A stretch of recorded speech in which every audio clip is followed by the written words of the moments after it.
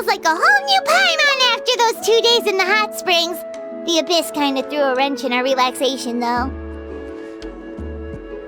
Still, spending time here really has felt like a vacation. The Kaholosaurs are so nice and so fun to play with. Their bellies are super bouncy. Oh, and Atea's snacks were so delicious. She gave Paimon some for the road just this morning, actually. Yelling at some kids who got caught throwing stones in the hot springs, so not much has changed since we first met her.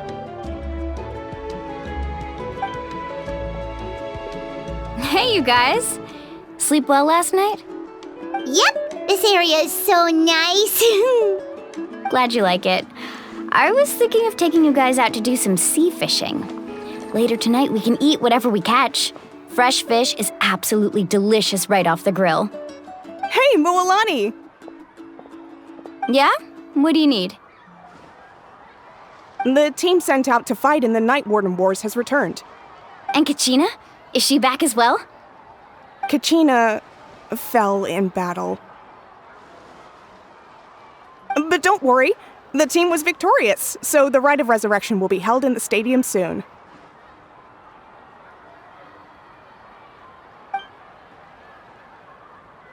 That's a relief. The Abyss is cunning, and it was her first time. Mistakes are bound to happen. Exactly. She deserves to hold her head up high. All right, thanks for letting me know. We'll head out in a bit. Jeez, she sounded a little anxious there. Had me thinking it was bad news for a moment. Mualani, you said the Abyss was cunning just now, but it seems like the Abyss just wants to destroy everything. Like, think about all those monsters that attacked your tribe. If there really was some sort of cunning plan, wouldn't it make more sense to send them to attack Kachina and her small team? Not that Paimon wants them to be in any more danger, it's just... Relax, I get it. The Abyss is difficult to understand, that's for sure. At a glance, it certainly seems like the only goal is total destruction. The Abyss isn't a living entity after all, so what capacity for logic or planning could it possibly possess? But through our long history of fighting the Abyss, we've realized things aren't quite so simple. 500 years ago, the Abyss invaded Teyvat. You know about that, right? That's right. Conria suffered greatly during that time. But so did every other nation in Teyvat. And Natlan was the worst affected of all. It took the combined efforts of the then Pyro Archon and heroes from every tribe to finally repel the Abyss. Even so, the effects of the invasion lingered for hundreds of years, only able to be reversed little by little. Our tribe's waters were contaminated. The Children of Echo's territory was overrun by dangerous sludge surging from underground. Unrelenting black winds tore across the lands of the Flower Feather clan. It was like each disaster was designed for a specific tribe. Exactly. We once thought that the Abyss's desire for destruction was a sort of primal instinct, but its methods are, in truth, marked by intelligence. We now believe the Abyss has invaded the Night Kingdom, and has the capacity to read the memories of this land at any given moment. And that's how it became so dangerous and cunning, almost like it knows you inside and out. Yes, and that's why we've been unable to fully eradicate it, even after all this time. Luckily, the problems left behind by the Abyss have been successfully addressed by the various Pyro Archons we've had over the years. Now every tribe is prospering and things are looking up. I mean, just look at what we managed to do a few days ago. We totally fought them off.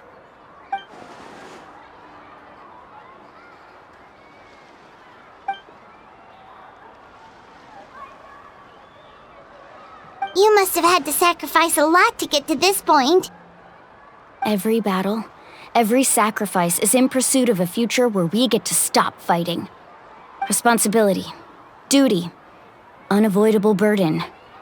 Everyone in Natlan views the war differently. But I believe we will be rid of the Abyss one day. And the efforts of all who fought against them will become a story for the ages.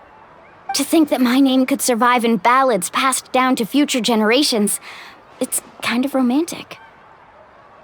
Everyone has something that drives them forward, you know?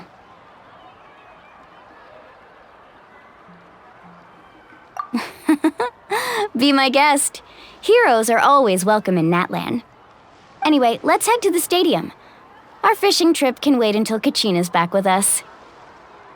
The sea's not going anywhere.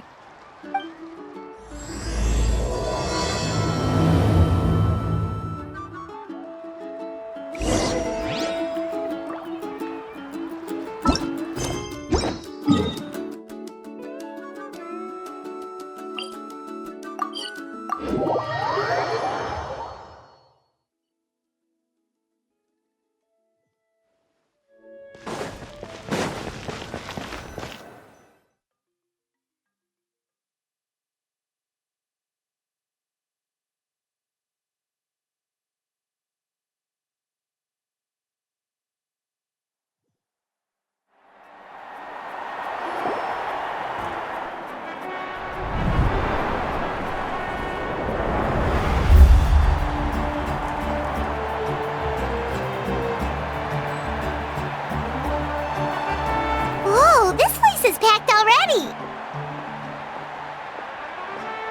Of course. No one's gonna miss out on the chance to welcome our heroes back from battle. It's their moment of glory. Kachina's gonna be so flustered. She's never had this many eyes on her before.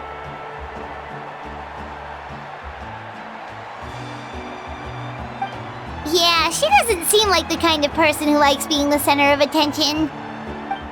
Looks like I'm just in time. Kanich, you're here! Yeah, a commission ran longer than expected, but I made it. I heard about the incident with your tribe, Mualani. Is everyone all right? Yeah, it's all taken care of. Our new friend here's got some tricks up his sleeve, by the way. He's just as strong as Kachina made him out to be. Hey, look! Is it about to start? That's right. Someone will come out and recite a eulogy, and then we'll sing the Ode of Resurrection together. Come on, let's find a spot with a good view. When the singing starts, just follow my lead and you'll be fine. Let's go somewhere higher up so Kachina can spot us.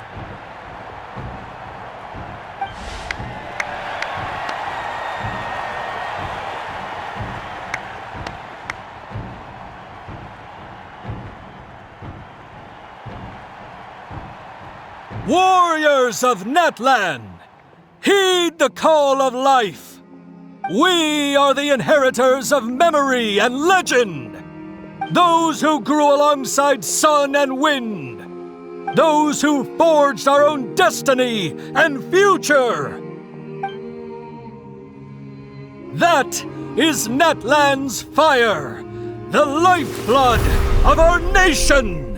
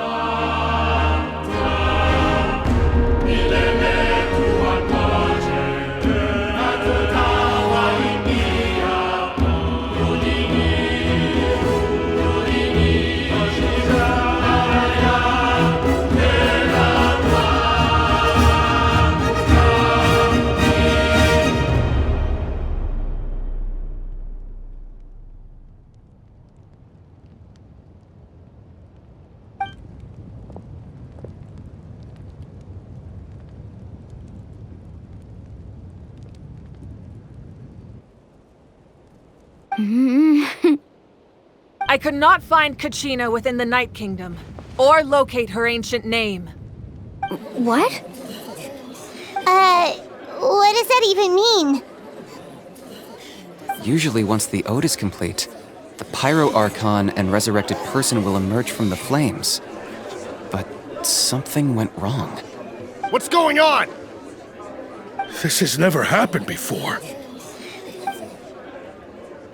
Well, I think it's pretty obvious. Clearly, the team sent to fight the Abyss didn't win after all. Think about it. The Ode rekindles all victors. We've witnessed it countless times.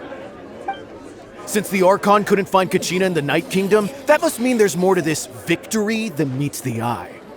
Hey! You just haven't gotten over the fact that Kachina beat you in the pilgrimage! Pathetic. The both of you. Your wild guesses are misplaced. We completed our mission. Maybe you did, but who's to say whether that little girl even contributed at all? Maybe she got scared and ran off. Why would the YUB recognize someone like her, even if she was on the winning team? How dare you insult a hero of Natlan like that? Kachina sacrificed herself to repel the Abyss. She doesn't deserve to be subjected to your vile rumors when she's not even here to defend herself. Calm down, Mualani. There's no point arguing with the likes of them. I can't just sit here and let them slander her like that. To insult a hero of Natlan, the person actually has to be a hero. You... Think about it, everyone. Who do you think is really at fault here? A girl who never should have even gone to war? Or the great Pyro Archon? Why would the rules of our nation suddenly stop working? That's true. If she wasn't revived, it must mean she failed to achieve victory. Maybe the YUB interpret victory in different ways? I mean, that girl didn't look all that strong to me.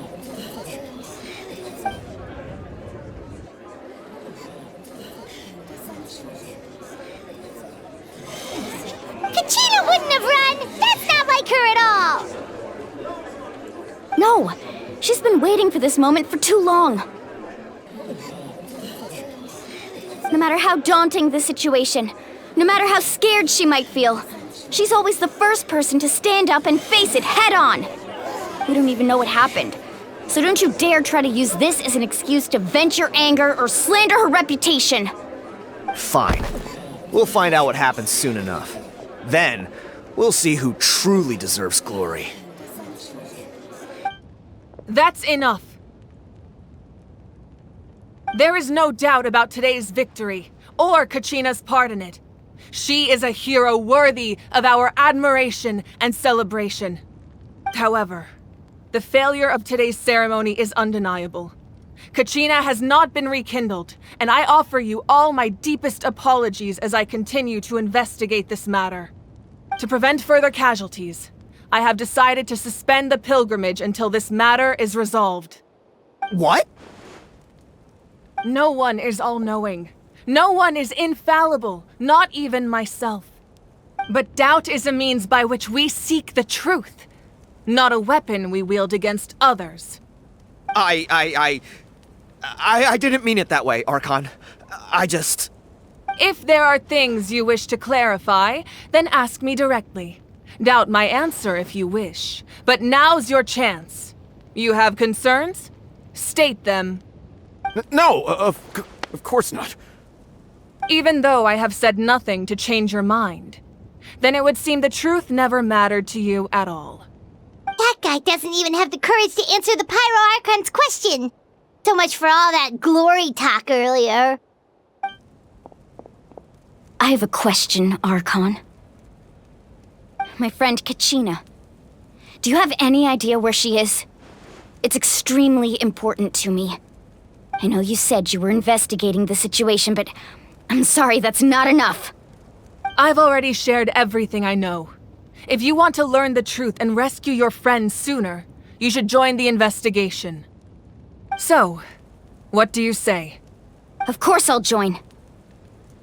In that case, come see me in the speaker's chamber. We should join them. Oh, and if it's not too much trouble, could you drop by as well, Traveler? I'd like to have a chat. Rest assured, everyone, I'll keep the tribal chiefs informed on the progress of the investigation. Once again, I apologize for the outcome of this ceremony. If there are no further questions, Let's part for now. Did she just ask us to come along? I believe she did. Let's go. I'd like to know what's going on myself.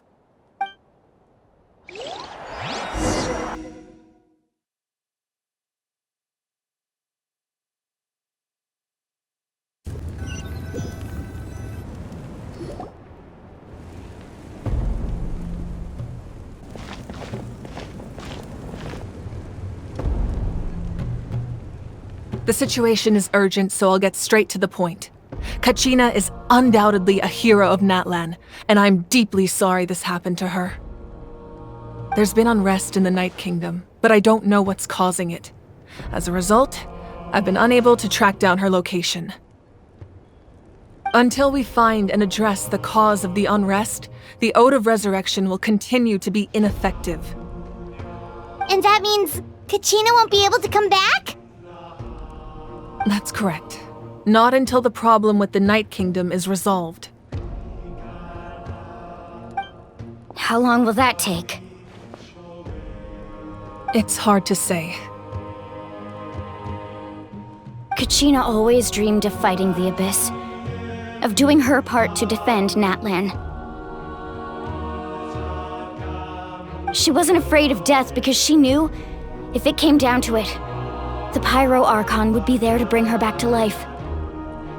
Whenever we sat down together, exhausted from training, she would always hum the Ode of Resurrection. She was supposed to come back to us. We were supposed to hug her and celebrate with her and share her joy. We supported her every step of the way, but what are we supposed to do now? Sit peacefully and wait for her return? Lose ourselves in grief over her death? Tell me, are we her friends? Or her murderers? That's not fair, Mualani. It's all right. I understand your rage and your grief. Kachina's life means a great deal to me, Mualani. Believe me, I want to bring her back as soon as possible. I would give you that peace of mind if I could. But please, hear what I have to say so I can at least give you a broader picture of the issue we are now facing. Considering the recent attack on your tribe, I believe the Abyss has found a new means of undermining the rules of our nation. You mean... The Sacred Flame. The foundation of our resistance against the Abyss. If we continue to hold the pilgrimage and send teams to fight the Abyss, there will likely be more casualties.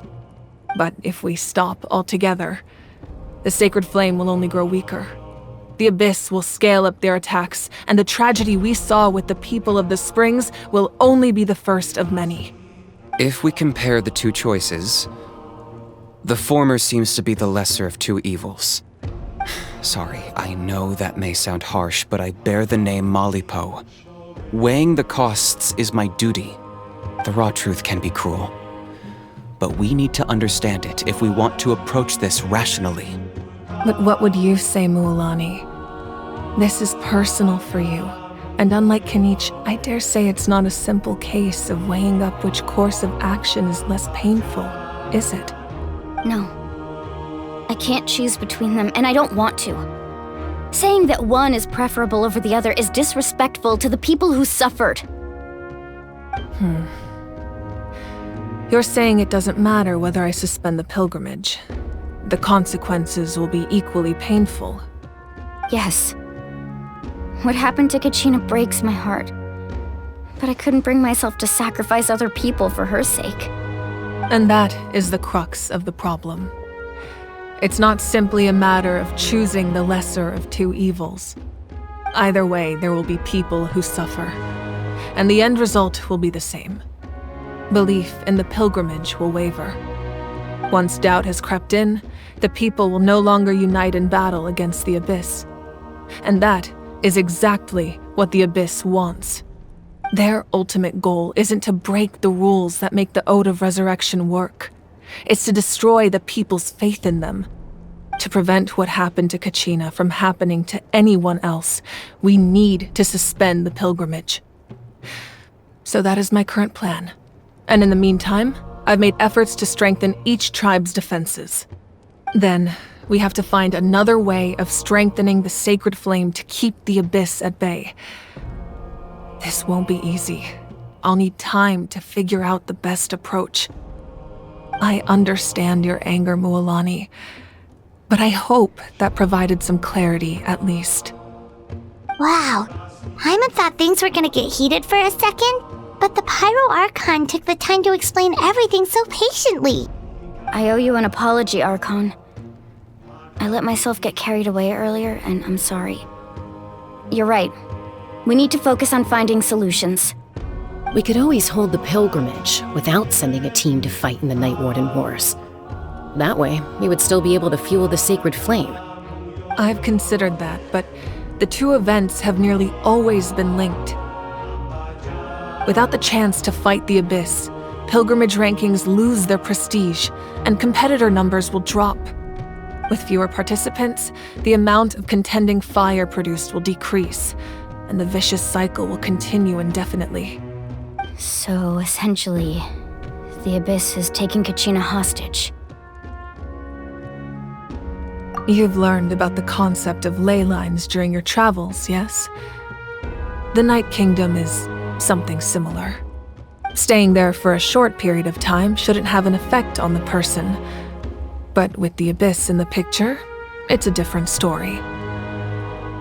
Your sense of self will be devoured until eventually you become one with the sea of souls.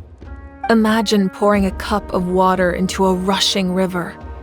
You can try to scoop up another cup, but there's no chance it will be the same water you had before. I won't sugarcoat it. That is the danger Kachina is currently facing. Just like you said, Archon. Both of these problems need to be addressed. You can focus all your efforts on dealing with the sacred flame. I will go search for Kachina. The abyss poses the same threat to you as it does to her. It is very possible you will not return. Knowing that, do you still choose to go?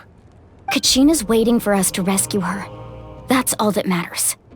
I failed to protect her during our campaign, but I can make it up to her now. I choose to go as well. Traveler? What do you think?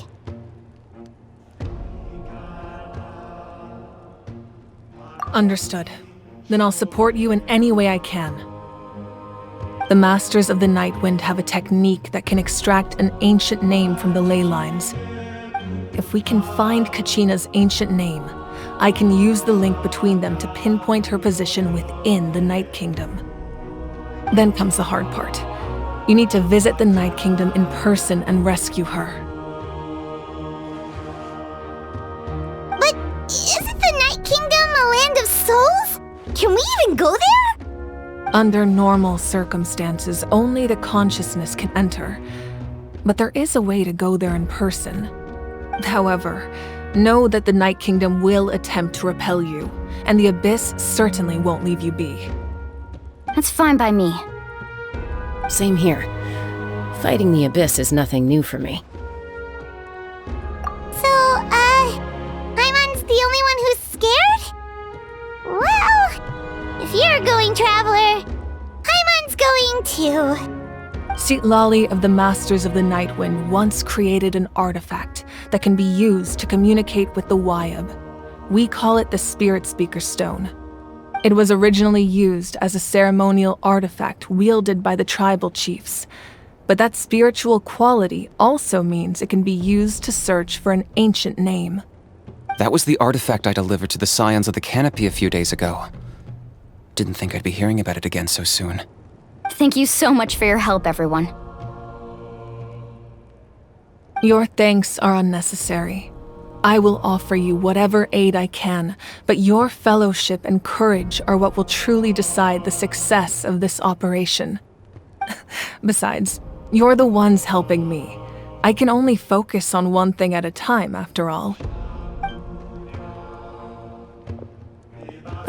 Traveler, I certainly didn't expect our first conversation to be so serious. I've heard all about your accomplishments. Ever since you arrived, I've been hoping to meet you and offer you Natlan's highest level of hospitality. Why? Why?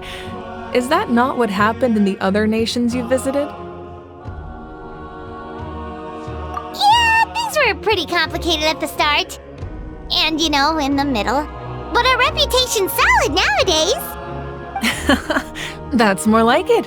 After all, I've heard you're someone who transcends fate. Perhaps even more than you can imagine. But we can talk about that some other time.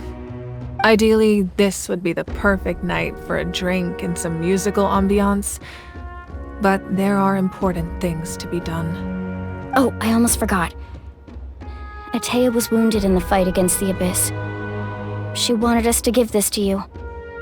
It embodies fond memories and my strength of will. That's what she asked us to tell you. She said you'd know what that means. I didn't think this day would come so soon. The flames of her life force. I can feel them flowing within the talisman. If things were different, the two of us could have enjoyed the hot springs together while she gave this to me in person. We're supposed to be hot spring buddies after all. But don't worry. This talisman means a great deal to me. I'll take good care of it, and once this is all over, I'll pay Atea a visit.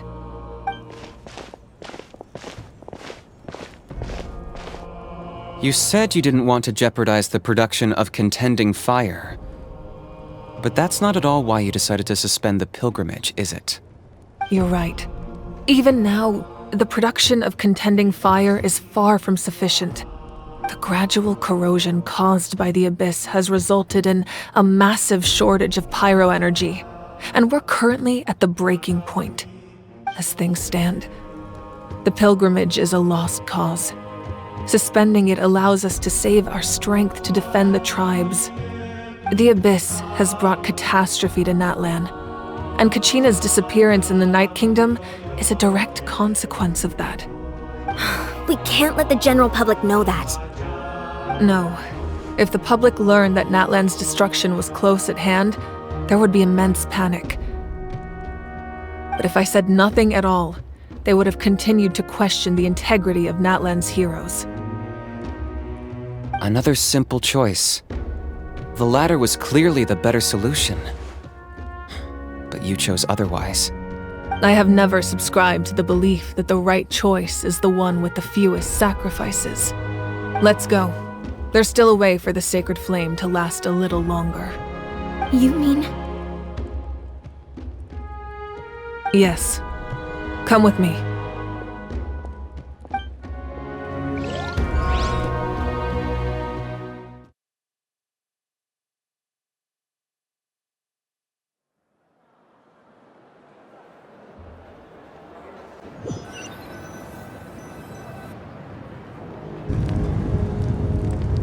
The sacred flame must never go out. Not only does it strike fear in the Abyss, but it's also the pillar of Natlan's stability. So until our heroes are ready, I will sacrifice my power to keep it burning. But that can only last so long. I think we should focus on the remaining ancient name-bearers. Don't let desperation cloud your judgment. Those chosen by the Wayab have already embarked on their destined path. It is for them to decide how that journey ends, not us. All we can do is support them. Even so, for you to make this sacrifice, it's not right. If not me, then who? No other is capable of sustaining the sacred flame. I possess great strength, but I'm not above my people. This is part of my duty.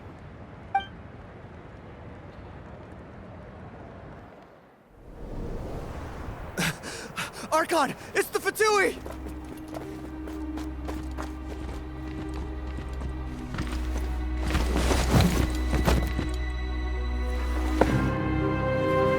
The Archon of Natlan.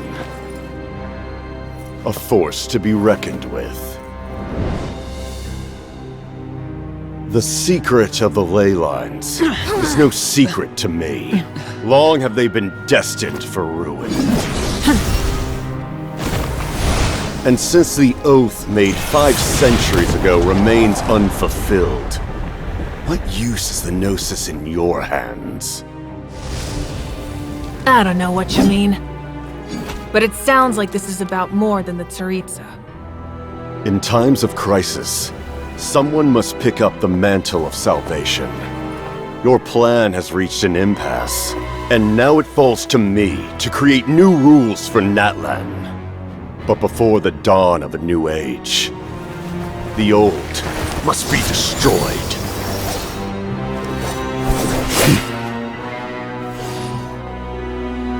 I assume that's the end of your speech? Good. People like us. Let our blades do the talking!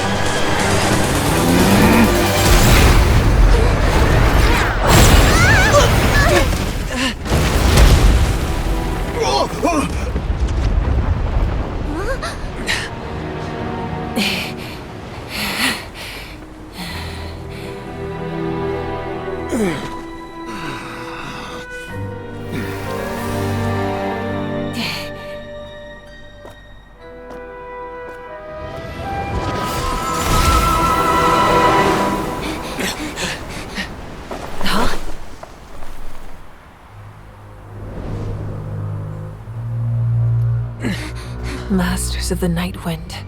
Send word. The captain and his followers must be apprehended.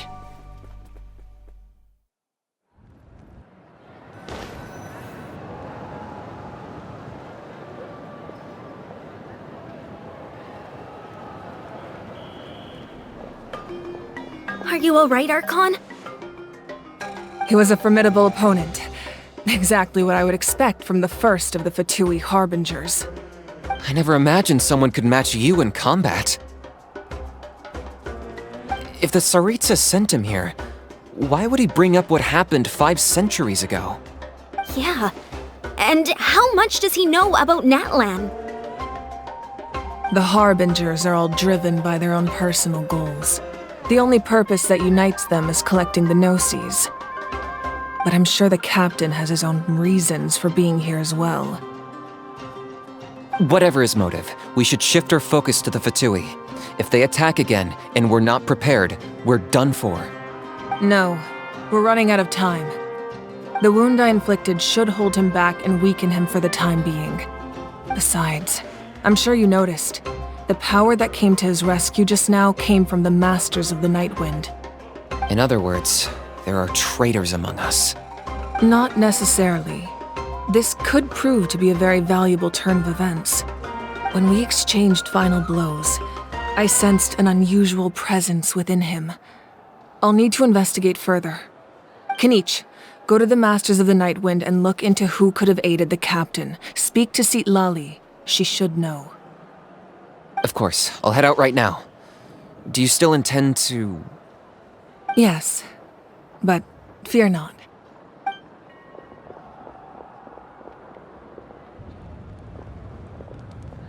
Natlan's strength has never rested solely in its Archon.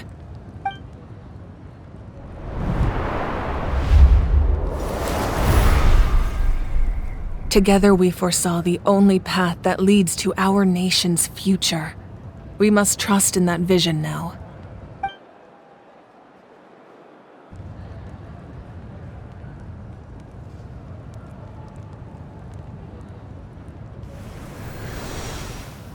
Is everything okay, Archon?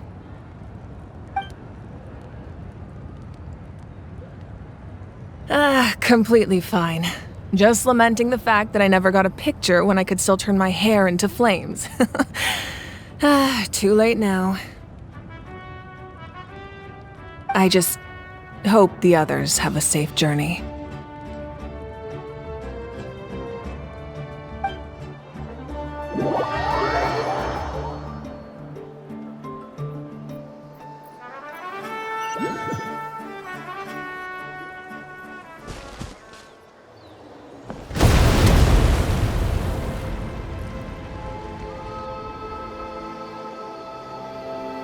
What's happening at the stadium? Did something explode? It feels like the Archon unleashed her power. She must be fighting a formidable opponent. Should we go back and check what's going on? Have faith in the Archon. She wouldn't lose in a one-on-one confrontation. Once we find Kachina's ancient name, we'll head right back. Okay, let's just keep climbing. Paimon really hopes nothing goes wrong.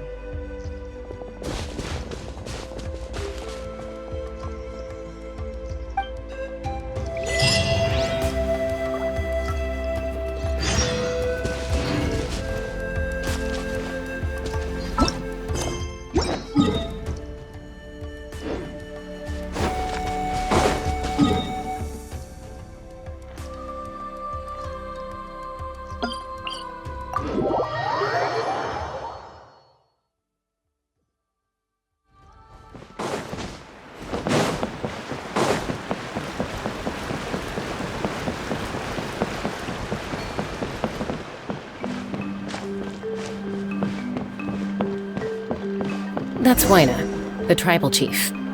Let's head over to him.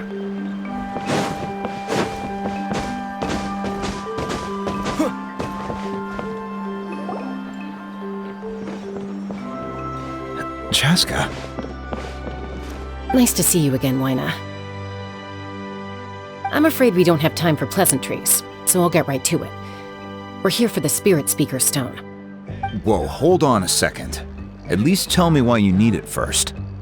My friend Kachina is trapped within the Night Kingdom. We need the stone to find her ancient name and rescue her. Rescue her? From the Night Kingdom? That's right. I'm sorry, but someone needs to tell you what you don't want to hear. Going there, a mature warrior would never make such a foolish decision.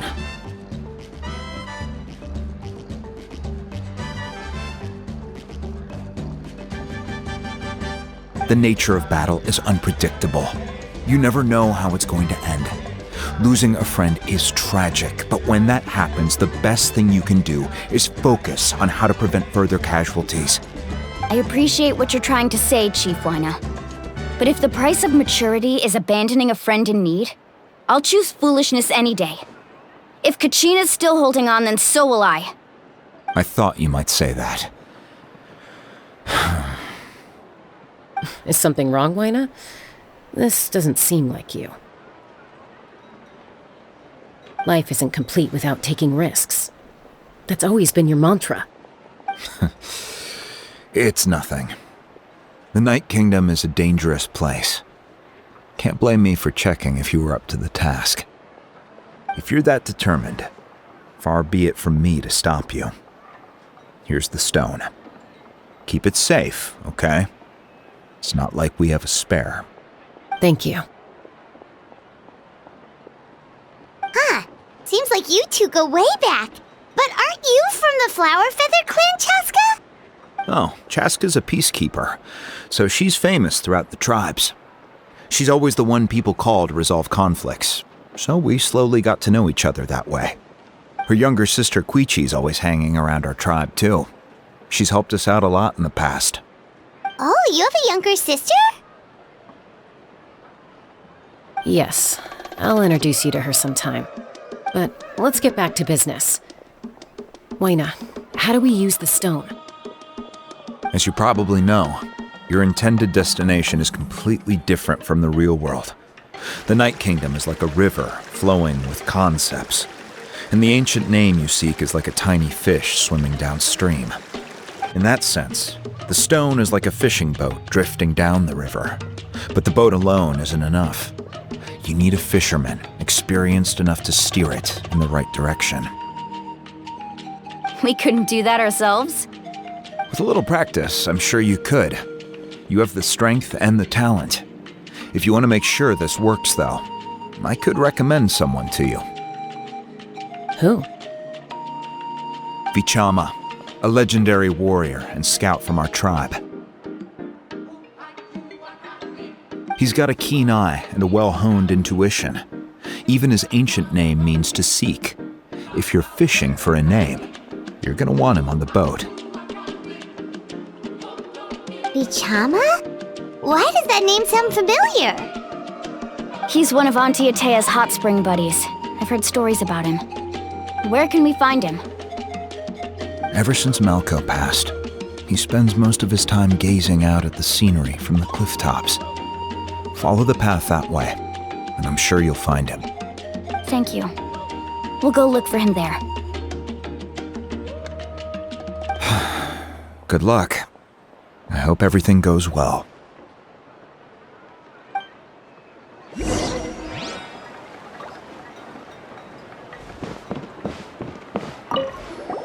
Vichama spends most of his time up in the cliff tops, gazing at the scenery. You should head over there and have a look.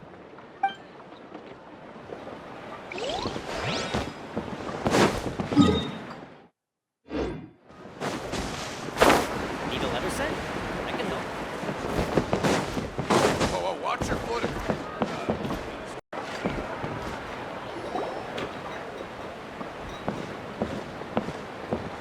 Someone admiring the scenery from the cliff tops. Ah! That must be him! Hello there, are you Vichama? That's me. Did you need something?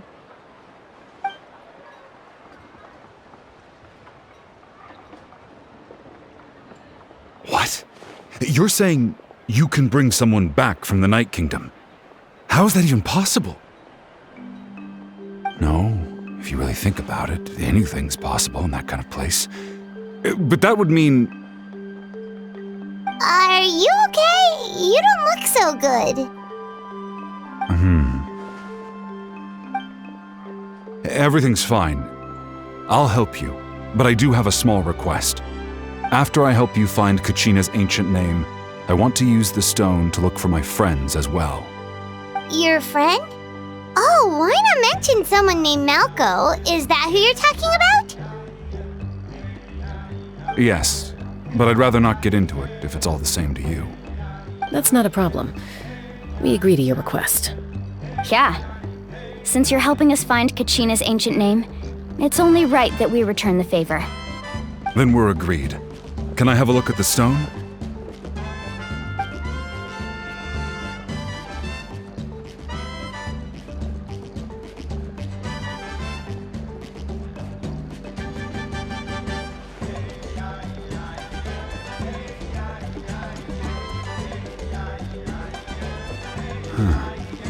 I see. From what I can tell, it functions almost like an abyssal pylon. Both connect the Night Kingdom to the living world. Once the connection is established, the abyss will come surging through the opening like a predator honing in on the scent of blood. So we have to be sure not to use it in a tribal settlement. Wow, you got all that just from looking at it? I just picked up on the basics, really. I still have no idea why it works. You said someone named Sitlali invented this. They must be a genius. I'll go find an open area and start setting things up. In the meantime, I need you to get 2 things for me. We'll go right away. What do you need? First, I'll need some hook ropes. Pretty much every store around here carries them, so no need to go anywhere special. Oh, and I need to build a net out of them, so make sure you get a good amount. Wait, are you saying you're going to use a real net to catch Kachina's ancient name? How does that work when one's tangible and one's not? By creating something tangible in our world, like a net, we can create a connection to a corresponding concept in the Night Kingdom. Basically, I'm going to use the concept of a net to catch something equally intangible, an ancient name. Oh, I see. What about the second thing you needed? Right. I need 2 chunks of obsidian. Once we bring the ancient names into our world, we'll need a place to store them. Normally, you can only get obsidian from the Children of Echoes, but I heard there's a traveling merchant from that tribe around here somewhere, so maybe you can try your luck there. Gotcha! Alright, let's split up. See that clearing? Let's meet over there when you're done. Oh, and you can send someone with me if you want. In case you're worried I might take the stone for myself. What do you think, Chaska? There's no need. Lena spoke highly of you. That means you're trustworthy. I appreciate it, even though that doesn't mean much to me anymore. Anyway, it'll take some time to set everything up, so no need to rush. I'll see you in a bit.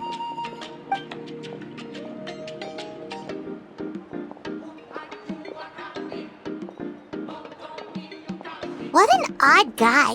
He seems so defeated, but also really invested in the stone at the same time.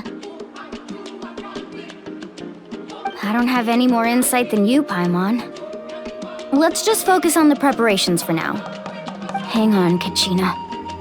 We're coming for you.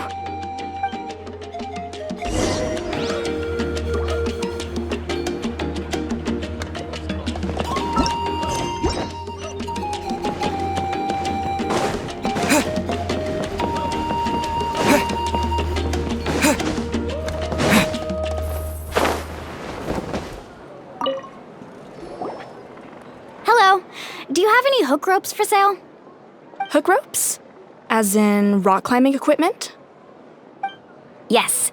How much for your whole stock? Oh, the whole thing? Let me see. That would be 30,000 mora in total. Deal? Deal. Wait, really? What, you want me to drive down the price? We just need these as fast as possible. Thanks. Oh, no problem at all. I'll even pass along some information on the house. These ropes are usually used by rock climbing enthusiasts. If you want to learn, Roka's the person you want to ask. All right, that's everything. Here you go. Now we need the obsidian. Let's go talk to the traveling merchant Bichama mentioned.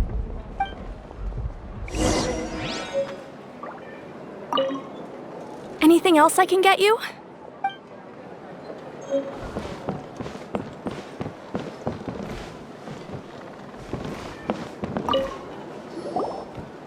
Excuse me, do you sell obsidian?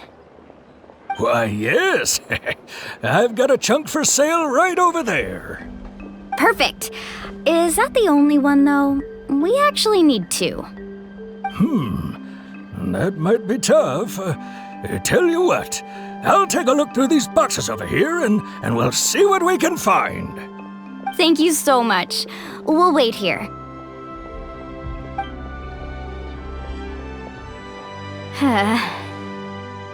Relax. Everything's going according to plan. I know, it's just... I could tell Bichama feels the same way about his friend that I do about Kachina. I hope this chunk of obsidian isn't the only one. Kachina always carries all sorts of shiny stones with her. If I was the one trapped in the Night Kingdom, she'd have a whole pile of obsidian ready in a heartbeat. Well, would you look at that? I did bring an extra. Here you go, young lady. How does it look? Perfect! Thank you. How much do I owe you? If you hadn't shown up, these stones would have just sat here collecting dust. I'll take 3,000 mora for both. Here you go. By the way, I heard you mention Vichama just now. You running an errand for him, then? How's he doing? Malco's been gone for 5 years now. It's about time he started to move forward. Do you know what happened between them? I heard about it in passing while I was out drinking one night, but I don't know all the details. Vichama and Malco grew up together, and even made a name for themselves together.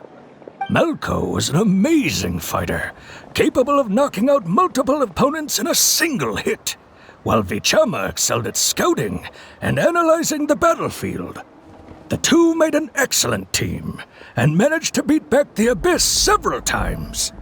5 years ago, they both emerged triumphant in the pilgrimage, and were placed on the same team to fight the Abyss.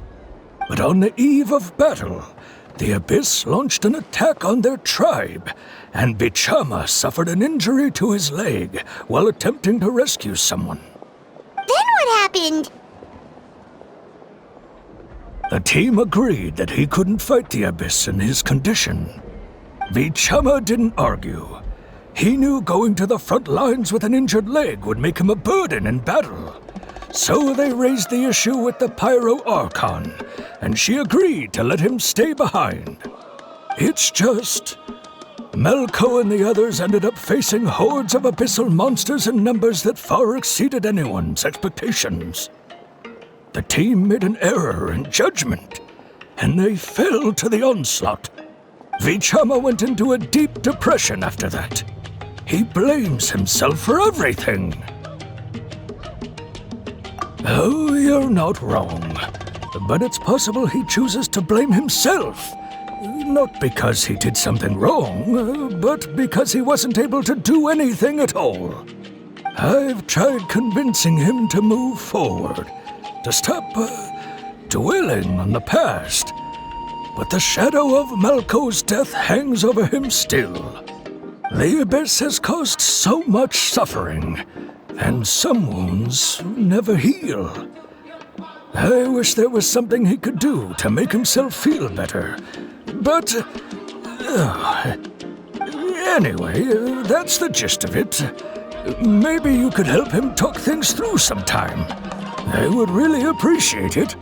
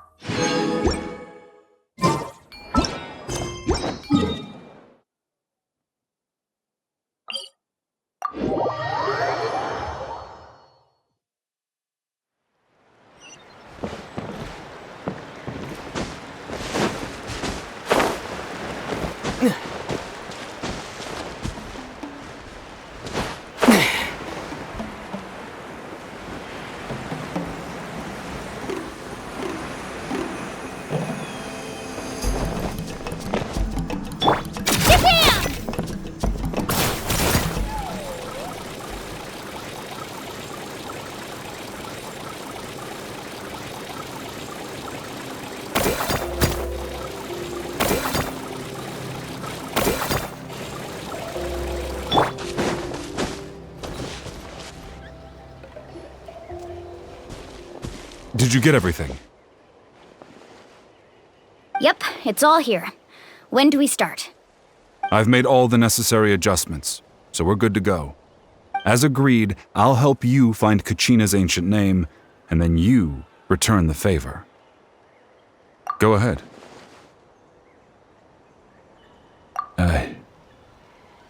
Yes. After Malco fell, I scoured the battlefield to see what happened. It turned out he wasn't bested by some impossibly powerful foe. He was dragged to his grave by the sheer number of enemies. If I had been there, I would have been able to sense the danger. I could have warned them not to advance. I've always blamed myself for what happened. But when you told me about Kachina, I realized there's a chance Malko might also be alive, fighting for survival in the Night Kingdom. But that happened several years ago, right? The Pyro Archon said all life within the Night Kingdom eventually becomes one with the Sea of Souls. There might not be much hope, but I still have to try. Malko and I promised each other, even if we never managed to root out the Abyss for good, we would fight together until the end. All right, let's get to it. I'll start searching for the conceptualized version of Kachina's ancient name. If you see any fragments scattered around the area, please collect them.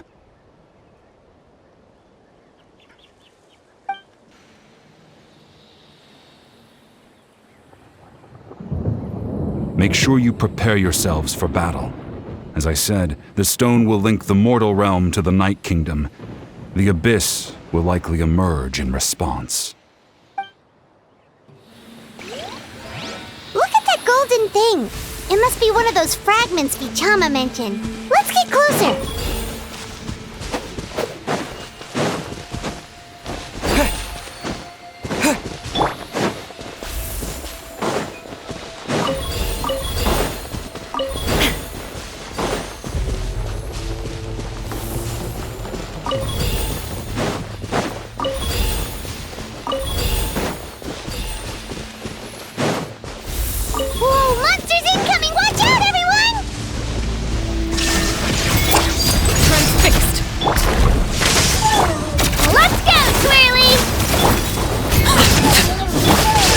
To oblivion!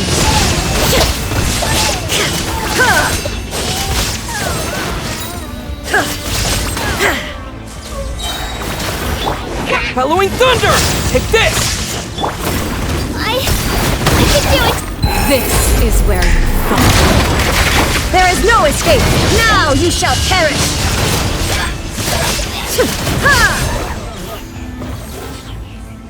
How much longer, Vichama? Not long! We're getting close!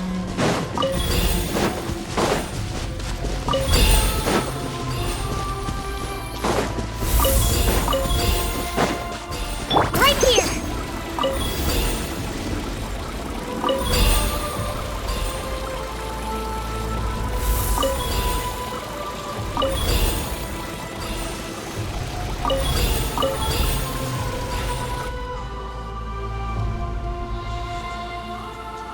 Vichama!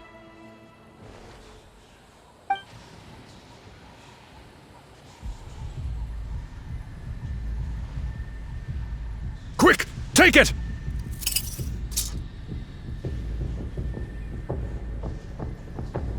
I found Kachina's ancient name. Hang in there, Malko. Just a little longer. Something's not right. The power of the Abyss is getting stronger. The Abyss is corroding his body. Vichama, you can't keep going. You'll die. I should have died 5 years ago. I just need a little more time. Please, I'm almost there. Thank you.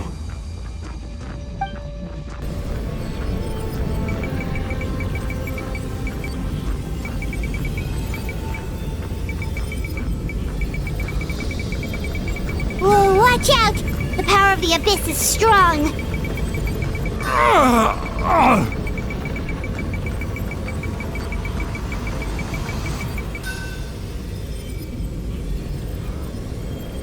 This power. Hanging in there? Malko. No! Why can't I find him? Why? We can't wait any longer. Pull him away from the stone, Mualani. I already tried, but the power of the Abyss has him in a chokehold. It's like he's tied to the stone with an invisible rope. In that case, we have no choice. I'm sorry, St. Lolly. Get back! Chaska, wait!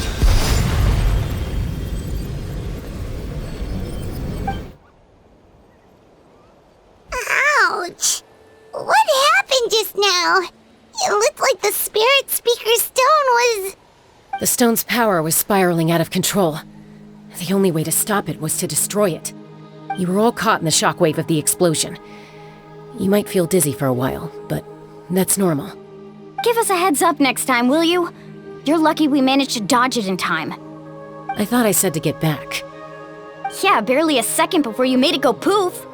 Not everyone has your reflexes, Chaska. We were this close to getting dragged into the explosion. Okay, I'll be more careful next time. At least Kachina's ancient name is still in one piece. Wait, where's Vichama? Vichama! Vichama! I couldn't find Malko's ancient name. It must be completely gone by now. Once your ancient name disappears, there's no coming back. From the very beginning, I knew there was a slim chance, but still. And now, it's too late to save him. From the minute he left that day, it was already too late. Vichama. I'm sure he's heard enough condolences over the years. Let's just give him some space. Huh? What's that in your hands, Vichama? It looks like something's glowing! Huh? This is...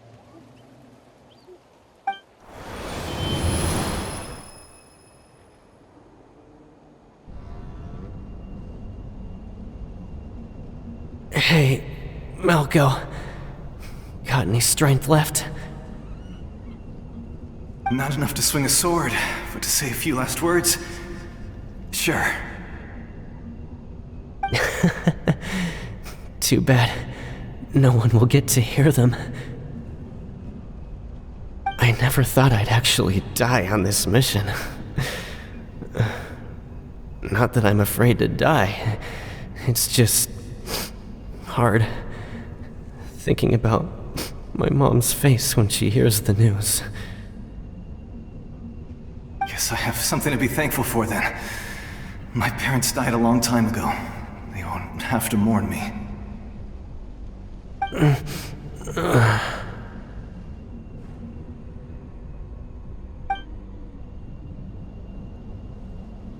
Pisak! Always had to beat me at everything, didn't you? Right to the end, you were never one for goodbyes. Maybe you're right. Maybe no one will get to hear our last words. But just in case... Vichama, I'm so glad you didn't come with us. Don't be sad. Just keep on living. For the both of us.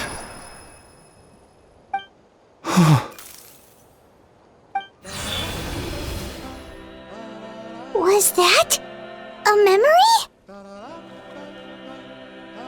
Seems like we were able to salvage something after all.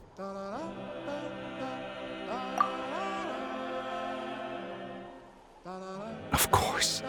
Seeing him, hearing his voice again, it makes me unbelievably happy.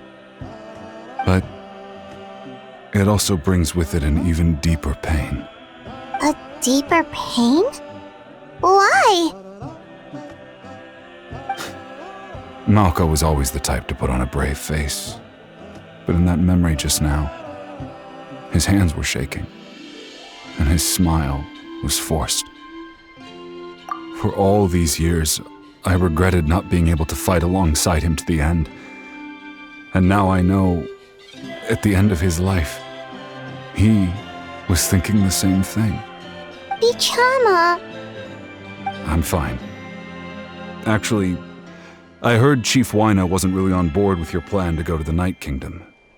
When you asked for my help, I hesitated too. I knew helping you find your friend's ancient name meant leading you one step closer to danger. But I also understood why you had to try. Everyone has regrets in life, but not everyone gets the chance to make up for them. Once allowed to fester, guilt strips us of our most valuable qualities as warriors. In that sense, we might as well choose the braver path from the very beginning.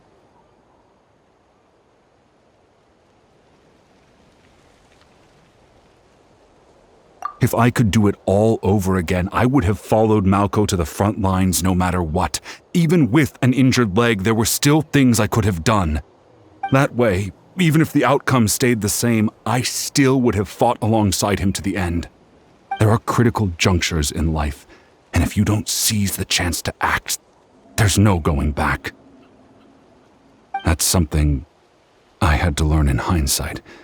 But you're still at the crossroads of your journey, so I hope you can walk away without regrets. Thank you, Vichama. I feel even more determined now. Kachina will come back to us. I'll make sure of it. I promised I would find her, and I intend to keep that promise. That's good to hear. Strange. My body, it's... Once abyssal corrosion enters the body, a portion will fuse itself to your internal organs. Even though the Traveler possesses powers of purification, the corrosion can never be fully eradicated. Thanks to him, though, you were only briefly exposed.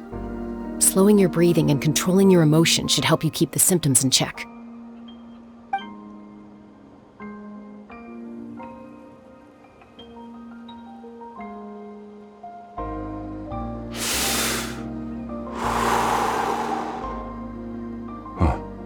That does make me feel better.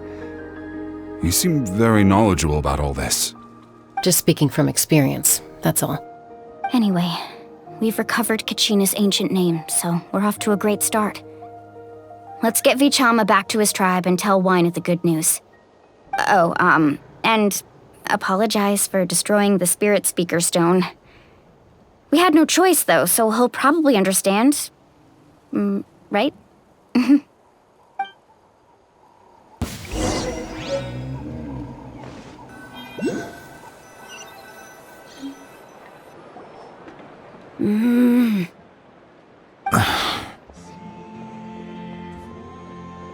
Koichi, are you really gonna just stand there like that? I don't know what you want from me. I think you know exactly what I'm trying to say, Uncle Wina. I can hear it in your voice. Honestly, it's just one thing after another with you two. They're back. Koichi? What are you doing here? Don't play dumb with your own sister. You know exactly why I'm here. My apologies, everyone. I just need to borrow Tosca for a few minutes. You come with me.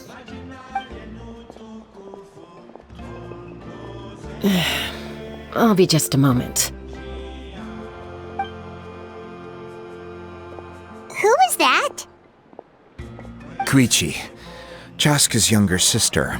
Although the two aren't actually related by blood, it's kind of a long story. It's not really my story to tell, but I guess it's not a secret. You see, Chaska was actually raised by cuckoo sores.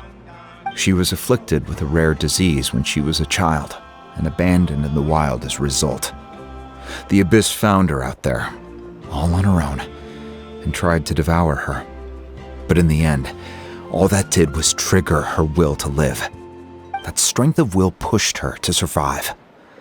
But it also planted a seed of conflict within her. Eventually, she was adopted by the cuckoo sores. Wherever they went, she followed, getting into fights right and left. For some reason, Paimon can totally imagine that. Well, when Chaska finally returned to human society, it was Koichi's parents who adopted her.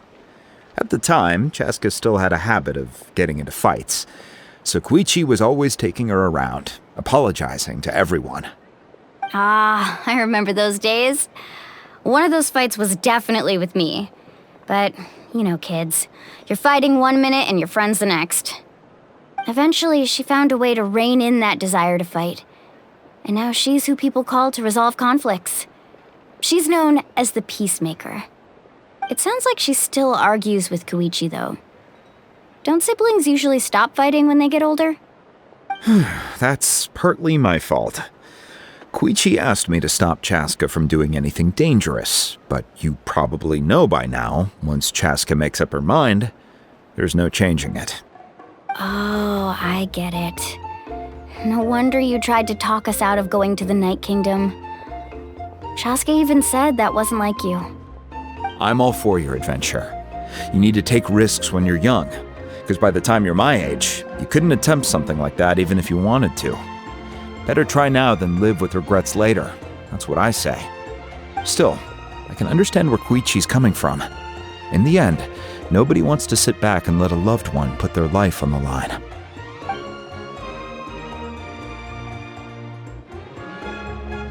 All right, it's just the two of us now. You have 1 minute to explain yourself. I don't have anything to say. You don't have to approve, but you should know I only do what's necessary. That attitude is exactly the problem. It's like you don't care. You try to sneak off to the Night Kingdom behind my back and then play it down as if it's just a trip abroad. Well, technically I am going abroad, right? Again with the excuses! We agreed, didn't we? There are 4 levels of danger. If it's not something urgent, you can only engage in level 2 danger and below. You can only go up to level 3 if a situation is so dire there's absolutely no alternative. But a trip to the Night Kingdom? If that's not a level 4, I don't know what is! And you were just going to sneak into the place without saying anything! What do you mean, sneak into the place? I always planned on walking in there with my head held high. You bought off Uncle Wina, didn't you? He promised me he'd stop you from doing anything dangerous. Oh, it's like he didn't even try. You feel like he went back on his word. What if I told you my mind was made up, and there was nothing he could have done? Not even by force. Oh, I knew it! So he did try to say something, but you didn't listen. This is important. If you were in my shoes, you'd make the same decision. You don't know that? I'm a doctor, and I handle logistics. If you're going to waltz into a dangerous situation where you could lose control at any moment, it's my duty to say something. All right, whatever. Anything else? What do you mean, anything else? Why don't you reflect on what you've done and promise me you'll stay put? Time out. Is this one of our normal arguments or a serious one? Chaska, does it sound like I'm joking? Then, you need to know something. What happened to Kachina was partially my fault. I can't leave her there to die. That's not who I am. But the person you become when you lose control, that's also not who you are. That's a different issue. You said it yourself. A person is only as good as their morals. If I want to live in Natlan, I need to display qualities that make me worthy of this nation. I've also told you that managing your condition is equally important. Sometimes you have to make sacrifices. All right, let's stop this here. If we keep going, I might actually have to get serious. And I think Wina prefers his roof attached to his house. Is that a threat? That sounds like a threat to me. Koichi! Younger sisters are supposed to listen to their elders. So, you're really going to go, no matter what I say? I'm supposed to be your sister. Then support me. I'll be back. All you have to do is wait. Chaska. So, that's it. Why'd you have to turn out to be so darn annoying?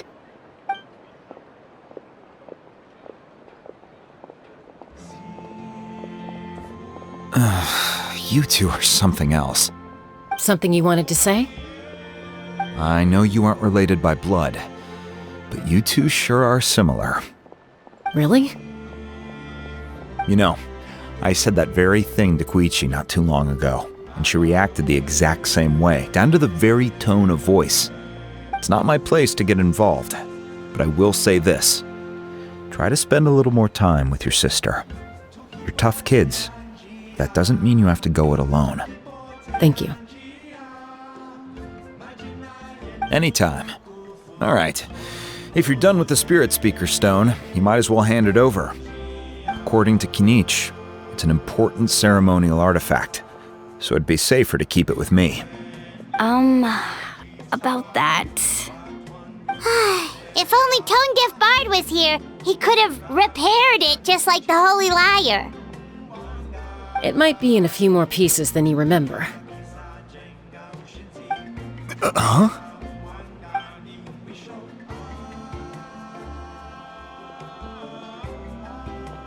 I see.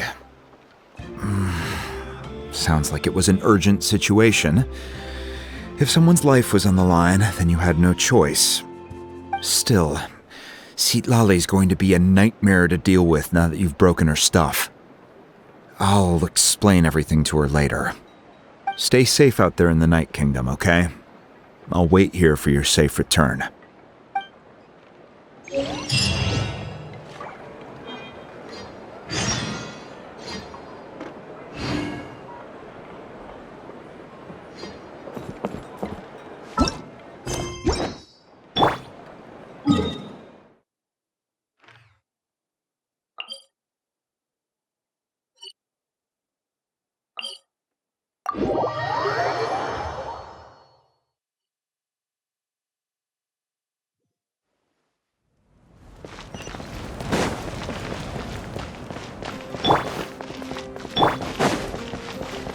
Right here!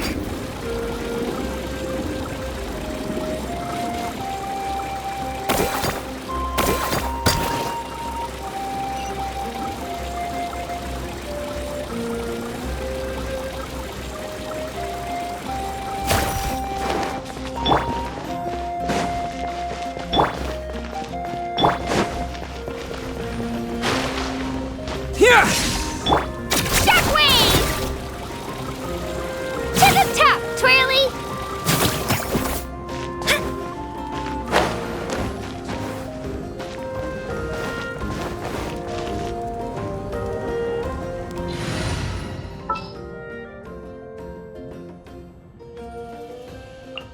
This had better be important.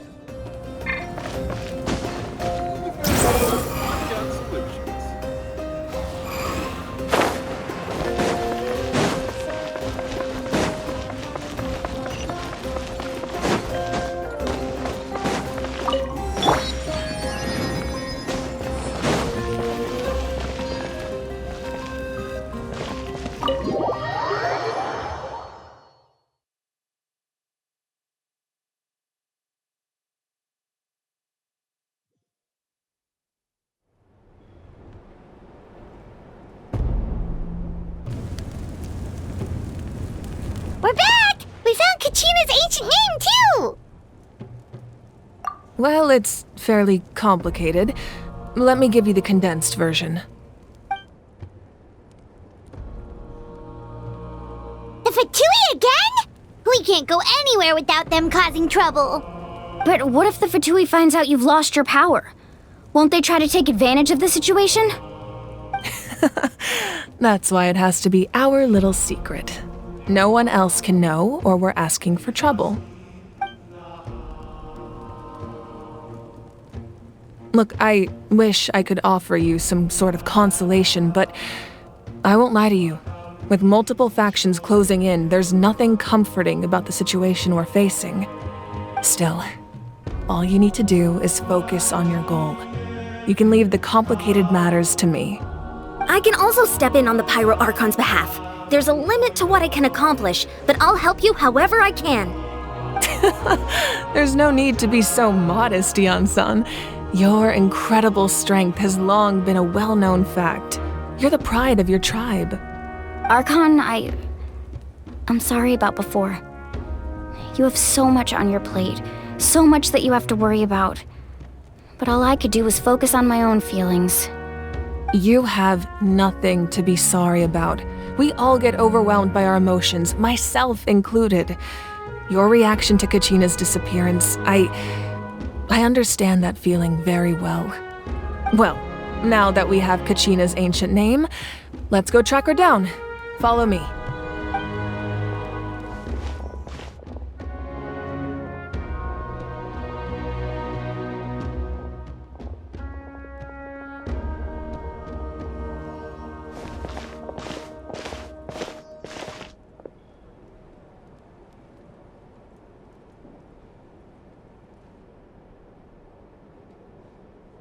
What is this place?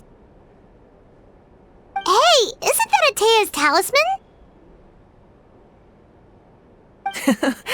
Good eye. This is where I store all the various mementos I've collected. Whoa. I've never seen this place before. There's so many things in here. It looks like there are items from every tribe. Collecting them must have taken a lot of effort. I suppose you could think of it as a hobby of sorts. In Natlan, everyone grows up listening to the stories of heroes, and physical items do a far better job of preserving those stories than our own memory. Now, I still have some preparations to make for the ceremony, so feel free to take a look around in the meantime.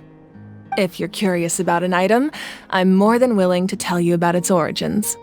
Alright, we'll have a look.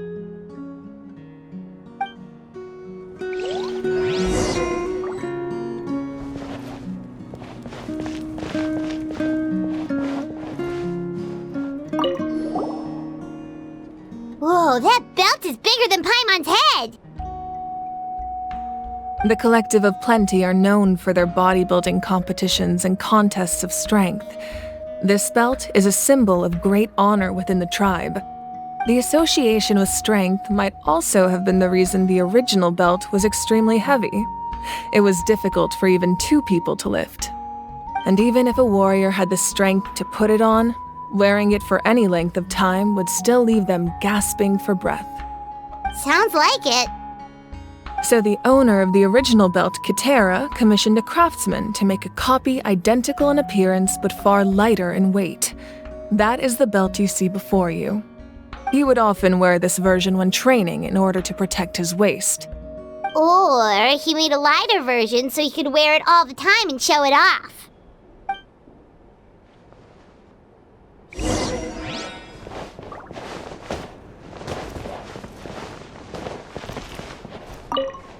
Make sure to handle everything with care. This cup, for example, it's heavier than it looks.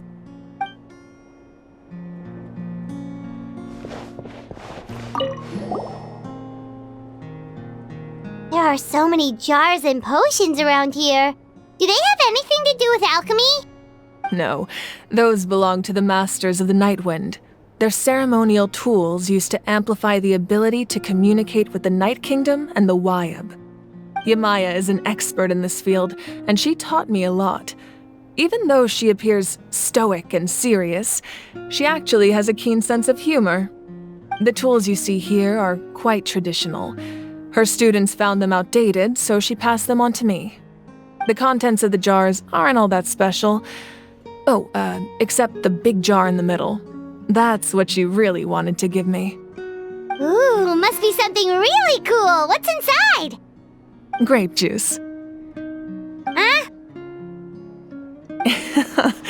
It's quite tasty, although probably expired by now.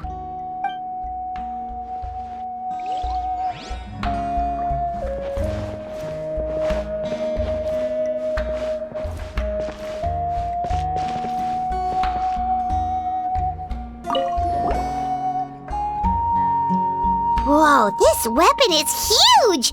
Which tribe did it belong to? Ah, that weapon belonged to Tenoch, a hero from 500 years ago. Strictly speaking, he didn't belong to any single tribe. That's because even before the disaster with the Abyss broke out, he had already been exiled. Exiled? It was a punishment imposed out of necessity, but he accepted it all the same. He believed it was what he deserved. When the Abyss attacked, the tribes found themselves in urgent need of a powerful figure to lead them into the battle, and there was no one more courageous or resolute than him. He united the 6 tribes and accomplished great feats throughout the war. Ultimately, he perished, and because he had already lost his ancient name, the Ode of Resurrection was unable to bring him back. And so, he was laid to rest, alongside the countless warriors and civilians who lost their lives, buried in the soil of his native land. Wow, he sounds like a true hero. Indeed, even now his story is told throughout the land.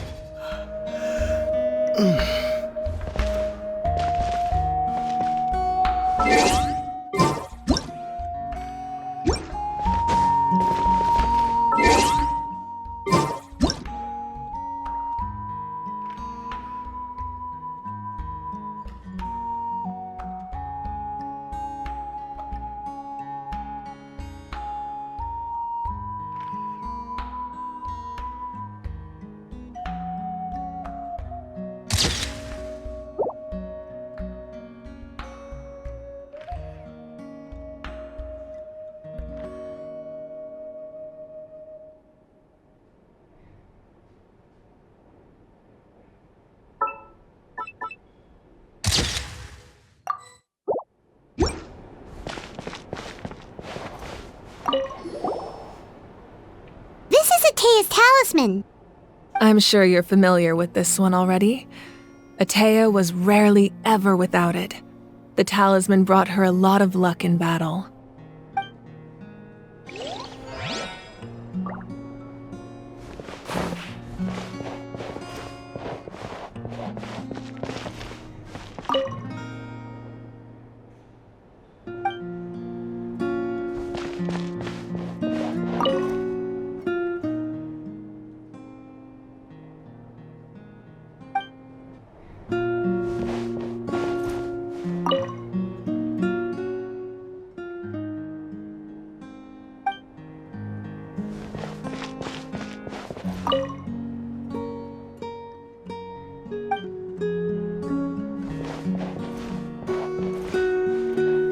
This fishing basket looks familiar.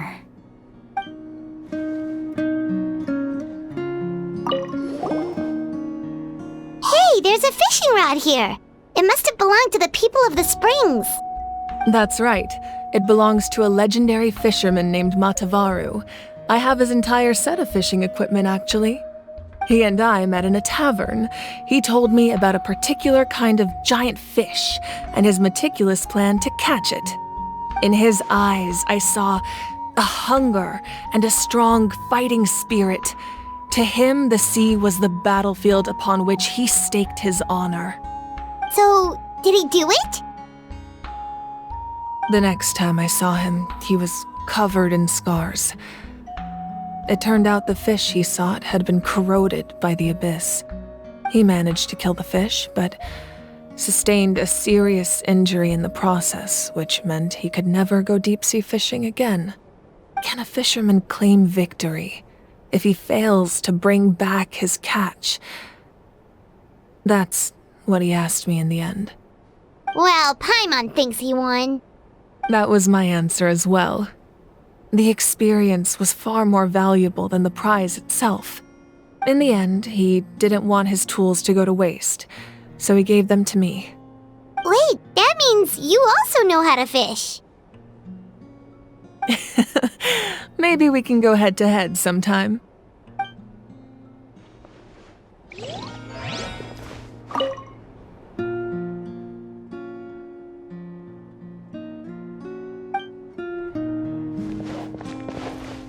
This flower looks like it's thriving. You must be good at taking care of plants, Archon.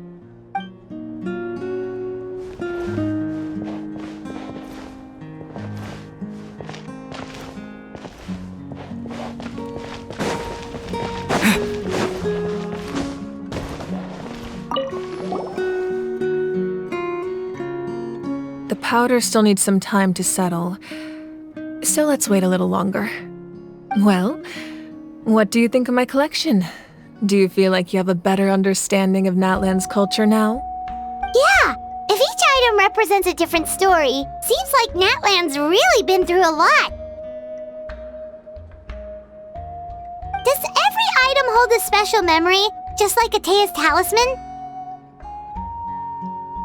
That's right. The items in my collection actually serve a similar purpose to the ancient names passed down among the tribes. They demonstrate the true shape of time. The shape of time? Most people perceive time as a linear concept, almost like a straight line that can only move forward. We cannot change the past or predict the future. But there's also a different theory, one that I believe to be closer to the truth. Namely, that the past, present, and future all exist at once. At once? Paimon's not sure she understands. Let's say your journey ended right now. Thinking back on your experience in each nation, which one would you say was the most important? Exactly. Even at the end of your journey, the things you experienced along the way don't cease to exist. They become part of who you are. Take out a portion of that journey, and you would likely make very different decisions, and eventually arrive at a very different destination. The future is the same way. It exists even though it has yet to come to pass. We just lack the means to perceive it. Of course, there are those with the power to foresee the future. They simply call it by a different name. Fate. You're quite familiar with that concept, I would imagine. That does kinda make sense. The future hasn't happened, but already exists. Humanity excels at living in the present, but too often we forget the past and neglect the future. While the pilgrimage and the Night Warden Wars lead us to a better future. Only by uniting the people of Natlan across countless eras can we fight back against an enemy as formidable as the Abyss. To come up with such a set of rules, the first Pyro Archon must have possessed a level of insight I can only imagine. That's correct. At first, he was a mortal man with no special power. After he ascended to the divine throne, he used it to borrow power from the heavens and establish the rules of Natlan. Namely, a framework through which ordinary people can ascend to Archonhood.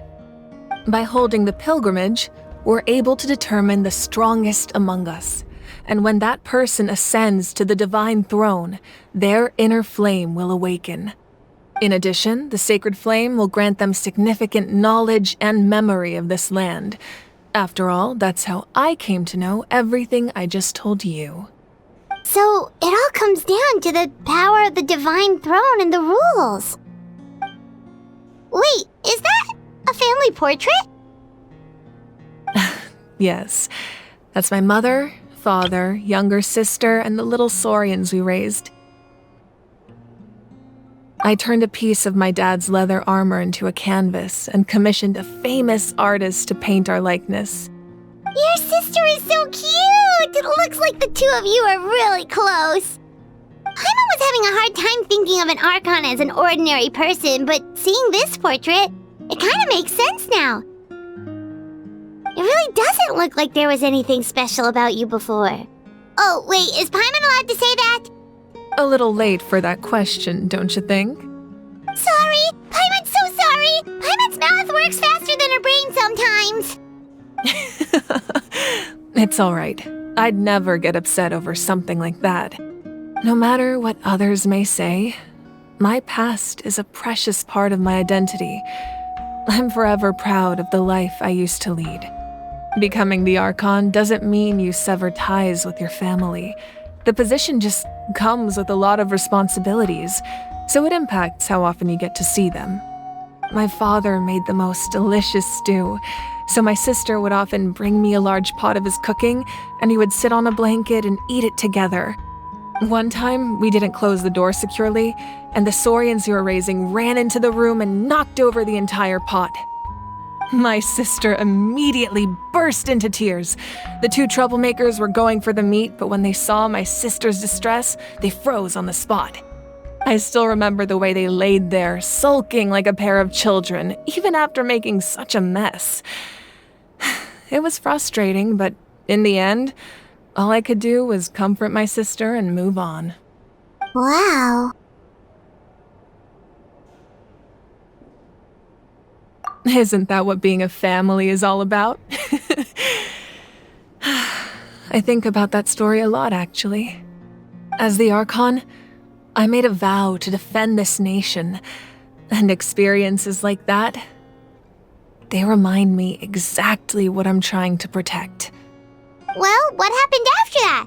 This portrait looks pretty old. Your sister must be all grown up by now, right? I believe she ended up working as an architect and artist. She built many houses and crafted many beautiful works of art. Anyway, that's enough about me. Now that the powder is settled, we can begin. Ian-san, Mulani, Chaska, over here, please.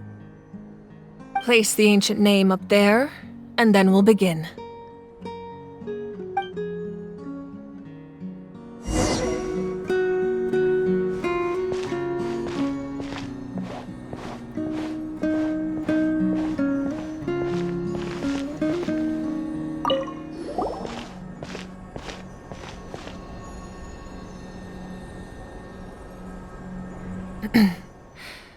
Surely as the echoes of life resound through heaven and earth, so too shall our stories remain eternal.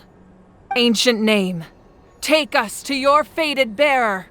Allow her to answer our call.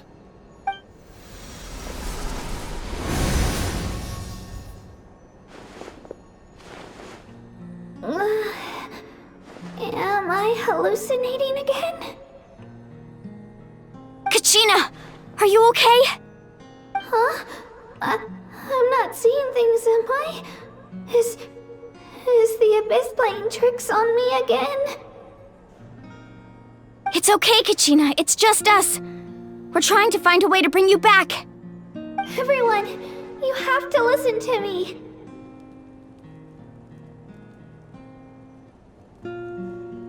I've been investigating the Night Kingdom this entire time, and I figured out what's wrong.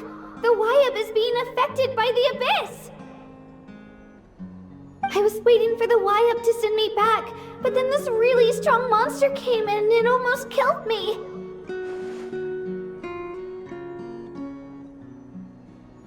The Wayab saved me, even though its power is weakening, so I've been hiding from the monsters while trying to find a way to help. The Night Kingdom has become a huge mess, though. I keep hearing these awful sounds and seeing really horrible things. Don't listen to those sounds, Kachina. The Abyss is trying to strip you of your sanity. All you need to do is stay safe and wait for us. We'll be there shortly. It's okay. I feel so much better now that I've had the chance to talk to you guys. You don't need to worry about me. I've never been strong or special at all, really. So I don't blame anyone for forgetting about me or leaving me behind. Just knowing you care is more than enough. I'll find a way back. You don't have to put yourselves in danger to come rescue me. You're always like this, Kachina. Now's not the time to act tough. We're coming for you, and that's final. I don't know what lies the Abyss has been feeding you, but I'll tell you something right now. Nobody here sees you as a burden. You're a victor of the Night Warden Wars, a hero of Natlan. All you need to do is wait for us to rescue you, and you'll get all the applause and recognition you deserve.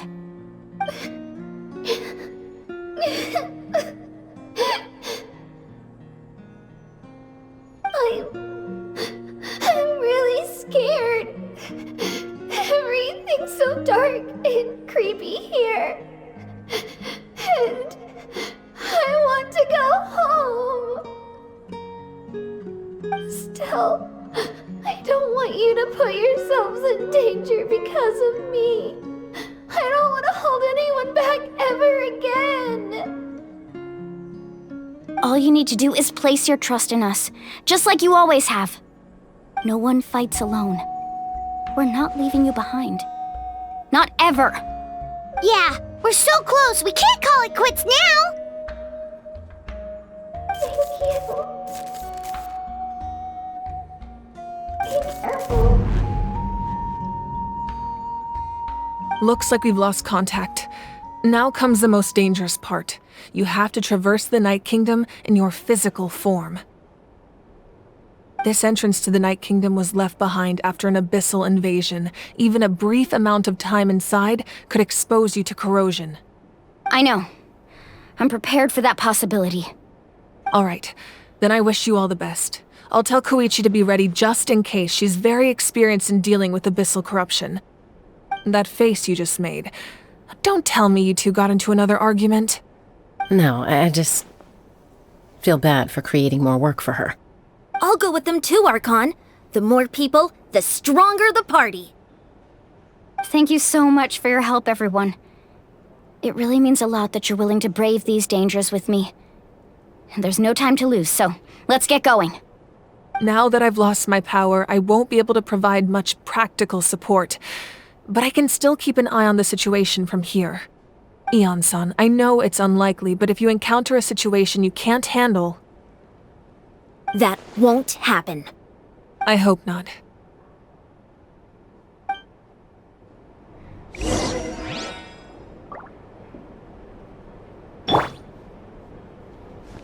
Be careful out there.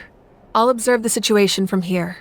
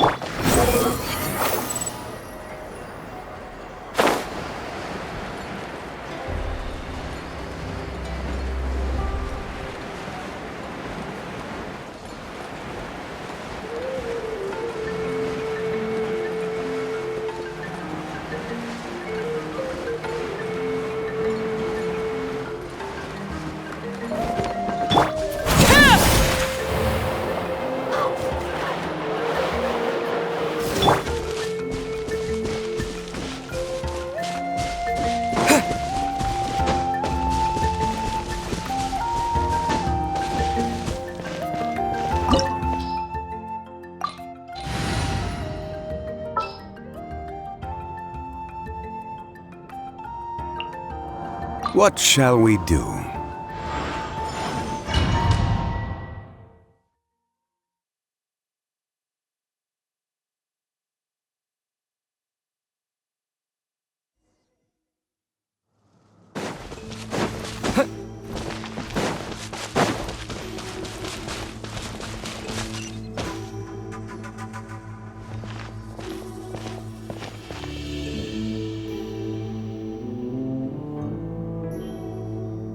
So we're underneath Natlan right now? It looks nothing like Paimon was imagining.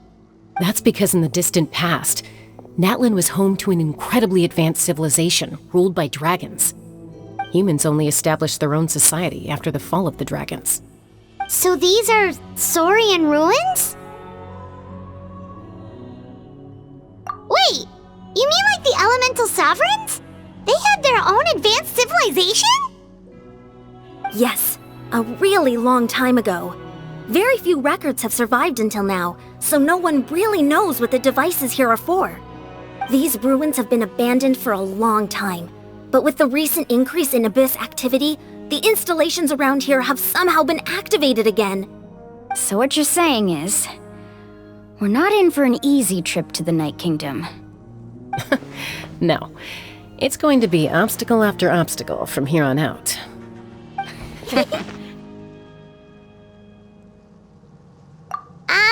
Why are you all laughing like that? It's creeping Paimon out. It's the pre-adventure excitement kicking in, right guys? Of course. I'm eager to get started. Then let's go. We won't let anything stand in our way.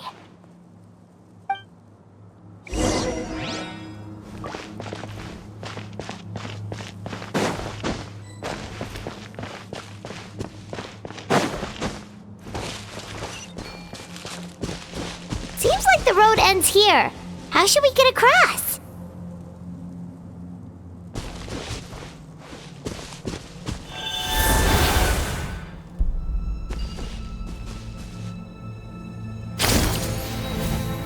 As a professional trainer, I think you could stand to build up your endurance, Paimon. Professional trainer?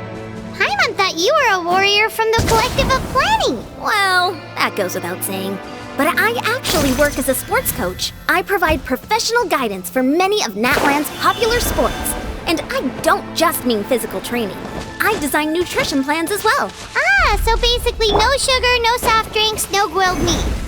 Yeah, we'll be here all day if you list them out one by one. It's much faster to just focus on what's good for you. Such as? Vegetable juice.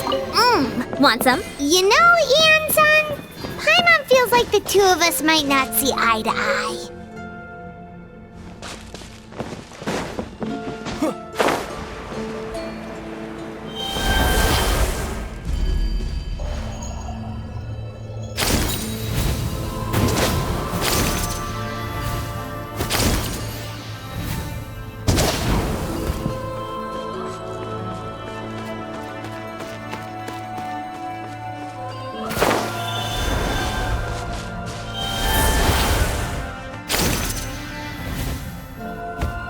Those guys look familiar.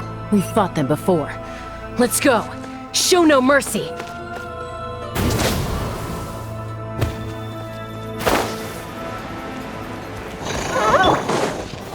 Stabilize! Take this! Laid bare. Inazuma shines eternal.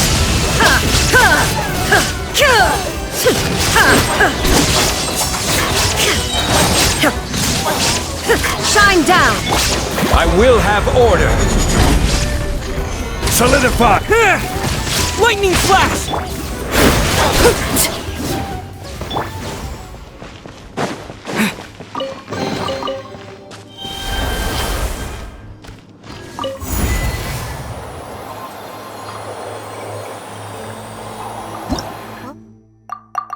Whoa, the place we need to go seems really high up.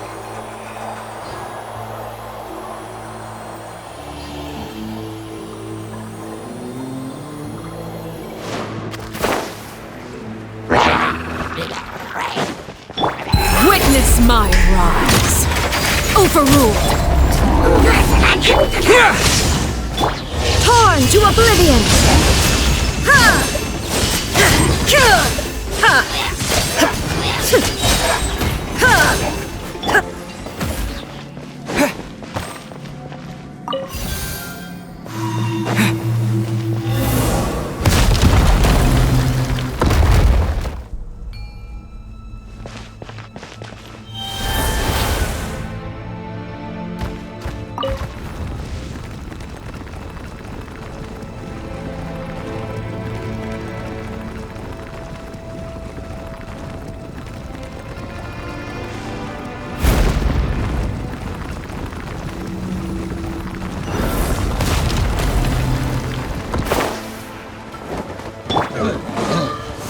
This is order! Halloween thunder! Lightning flash! Laid bare. Now you shall perish!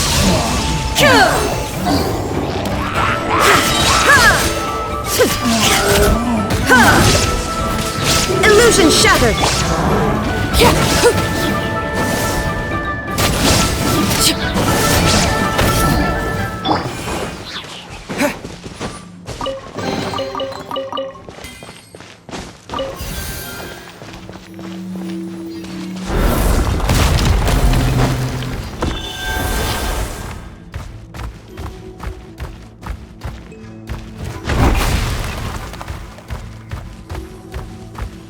This is the final stretch. We just need to climb up, and we'll be there.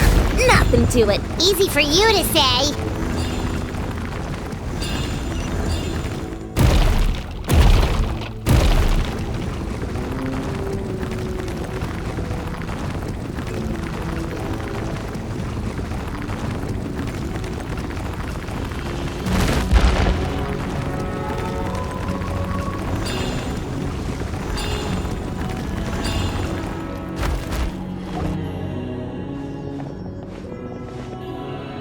This must be the entrance the Pyro Archon told us about. The one ripped open by the Abyss. Yes. There's something in the depths of this place that feels familiar, yet also foreign. We actually have to go in there? Okay, Paimon just needs to psych herself up. Don't push her through before she's ready!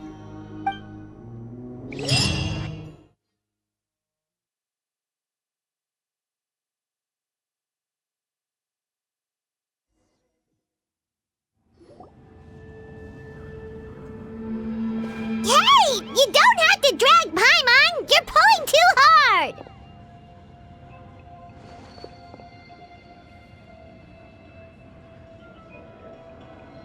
Looks like we made it. This is the Night Kingdom.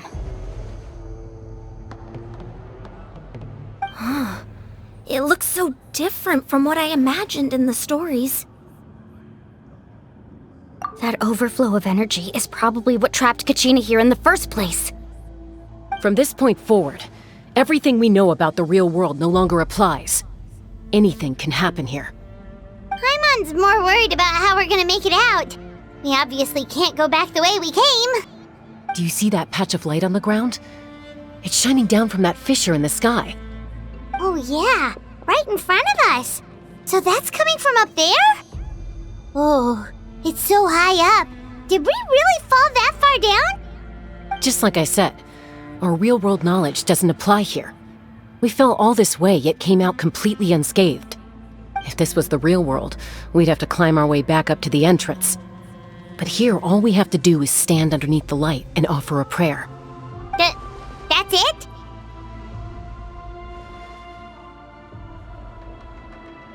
You really think that little of Paimon? That's not even why Paimon asked!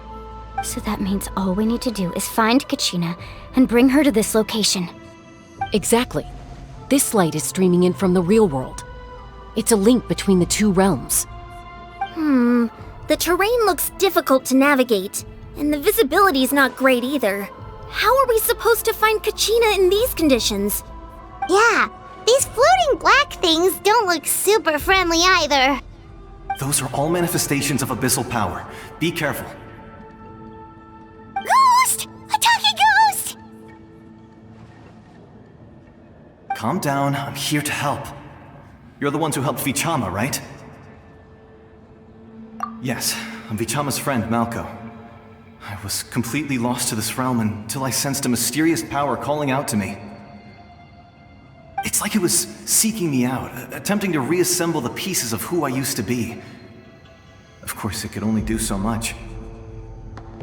I'm sorry I can only appear before you in this imperfect form. No, we should be the ones apologizing. If the Spirit Speaker Stone hadn't become corrupted by the Abyss, we could have done much more. But we had to destroy it. Otherwise, Vichama and his tribe would have been in danger. Of course. Thank you for protecting him.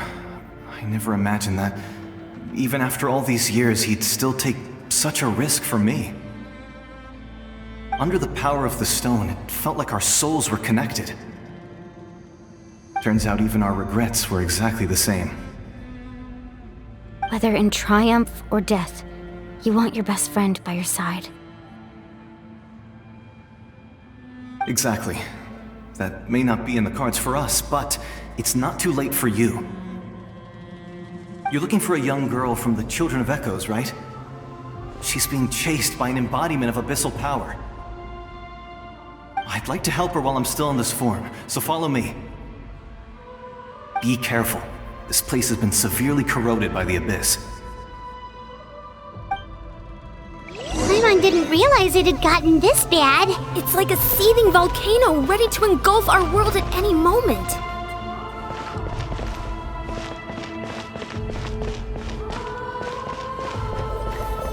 Ouch! Quick, get back here!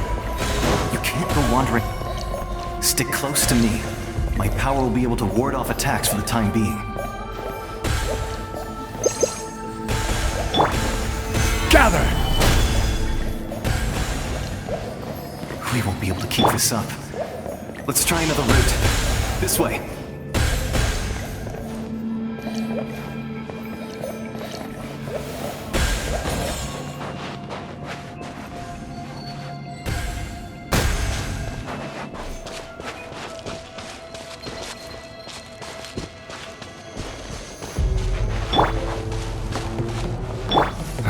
could.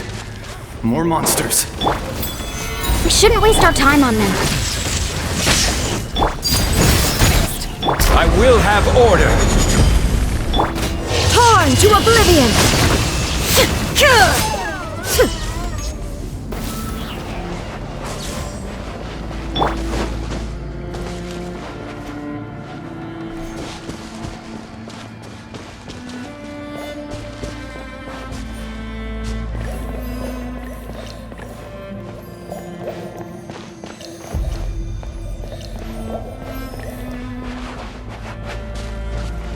Oh, Paimon can't see anything! It's easy to get lost here. Just stick close.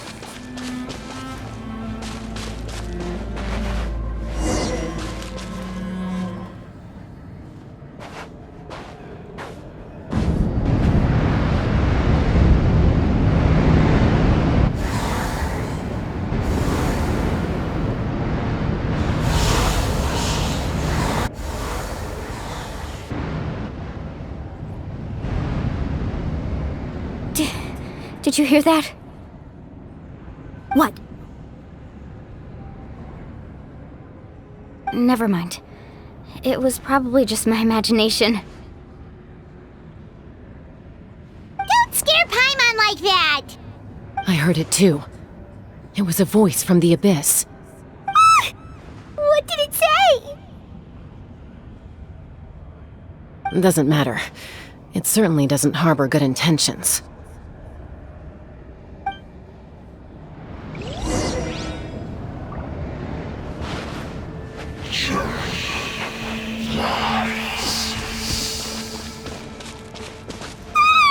Paimon just heard it too! Let's keep going. Paimon wants to get out of this place!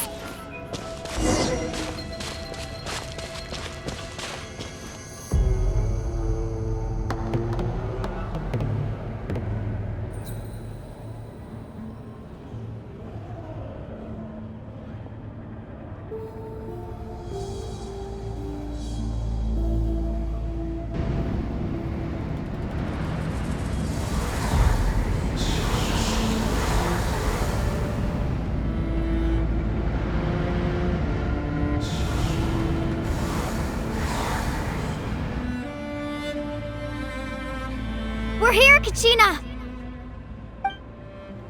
Honey? You made it! Looks like our reunion will have to wait until we take care of these monsters. Good idea. Let's go!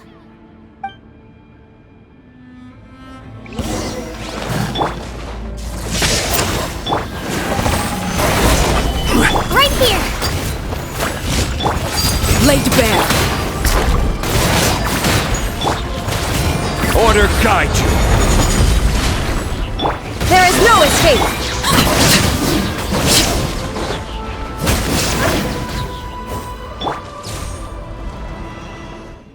You're here! You're finally here! Thank you so much! That monster can appear from anywhere! It almost caught me a bunch of times. The Wyab's power helped keep me hidden, so I just tried to stay out of sight until you got here. Had a girl. You did so well. And most importantly, you weren't hurt. Should we start heading back then? Actually, I have a request. Will you come visit the Wyab with me? I can't exactly put it into words, but something's wrong with the Ode of Resurrection. And I know it has something to do with the contamination from the Abyss. That was the Pyro Archon's theory as well. Everything we've seen here certainly seems to back it up. In the Night Kingdom, there are 6 main totem poles representing the Wyab of each tribe. You can think of them like the body of each Wyab. Additional totem poles, like the ones around here, serve as proxies to which the Wyab can extend their consciousness. There are countless proxies scattered around the Night Kingdom. Through them, the Wyab can extend their consciousness over the entire realm and track down souls no matter where they roam. But if a proxy were to become severely contaminated, then a soul could become lost within the Night Kingdom. Judging by the current situation, I don't think we're dealing with just one contaminated proxy. Even if we could drive back the abyssal power from one of them, that probably wouldn't even put a dent in the problem. Still, we can't just leave the Wayab to suffer. It's protected me this whole time. I agree. We might even manage to draw out the monster that's been hunting Kachina. Getting rid of the monster might slow down the deterioration of the Night Kingdom.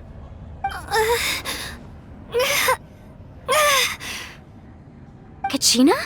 What's wrong? Nothing. Just a headache. And that voice again, telling me to abandon the Wayab and leave this place. Maybe we really should leave. Kachina's already been here for too long. No, I'm fine. I don't plan on listening to that nonsense. I can hold on. Just up ahead. I'll lead the way. Besides, I can still fight, so please, help me out a little longer. Listen to me, Kachina. We'll come with you, but that's because we want to help the Wayab, not because we have something to prove. You don't have anything to prove either. It's okay if you reach your limit. We'll be there for you. All right. The sooner we get this done, the better. We've already come all this way, so we might as well try to get to the bottom of this. Let's go. This way. I'll stay here and try to stall the Abyss monster. All by yourself? That's too dangerous! It's all right. I may not be as strong as that monster, but I'm definitely more familiar with the area. Besides, I don't have much time left. If you're anything like my friend, I'm sure you're not particularly fond of goodbyes. So go. Achieve your goal, and return to the world where you belong. Thank you for everything. You're a true hero. Thank you. No one fights alone.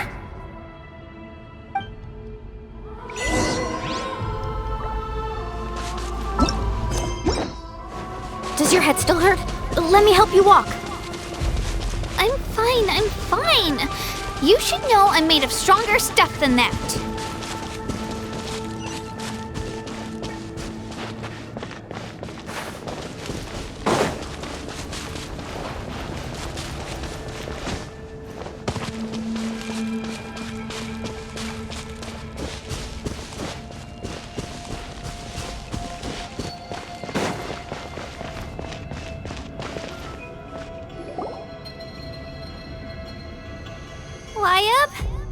Wayab!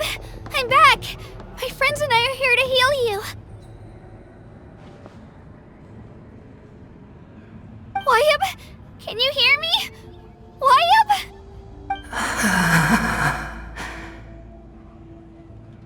So we were right. The contamination is already too severe. It's preventing the Wayab from answering our calls. Alright, get ready everyone. Time to purge the abyssal energy from this place. Careful. We've got company. Already? You really think that puny soul could slow me down? Courage in the face of futility is pure folly. He tried to get in my way, so I disposed of him. You killed Malco? He would have dispersed with or without me. Rather than worrying about him, I would urge you to focus on yourself. You may have defeated others of my kind in the past, but underestimate me now, and it will be to your peril. No, the power of the Abyss is intoxicating. The destruction it seeks captivates like a masterful work of art. I strive only for the opportunity to see it up close. I thought this naive little girl was an exception, but it turns out humanity is full of lambs willing to offer themselves up to the slaughter. That is the tragedy of your short lives. You understand nothing of all-encompassing power. Ancient names, pride, friendship, all empty ideas invented to give you a false sense of self-worth. They possess no power at all. The Pyro Archon created those grandiose ideals out of pure selfishness. Anything to avoid sharing power. Anything to avoid handing over the primordial gift to ordinary people like you. Don't believe me? Then ask yourself, why is the Pyro Archon strong beyond measure, while you, Kachina, remain so pathetically weak?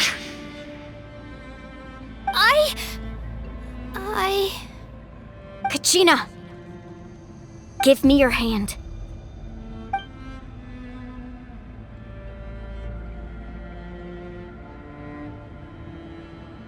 Feel that? I'm right here next to you. Thanks, Moalani. You're right. I have nothing to fear.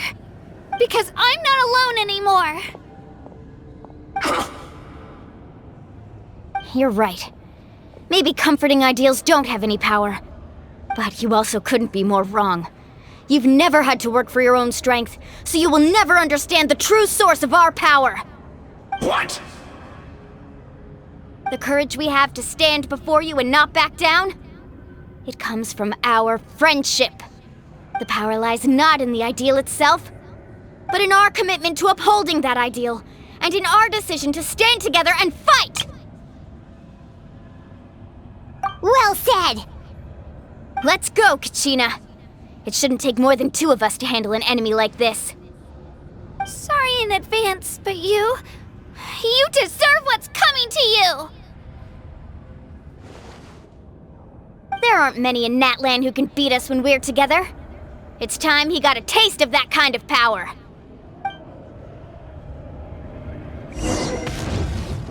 Need a surfboard?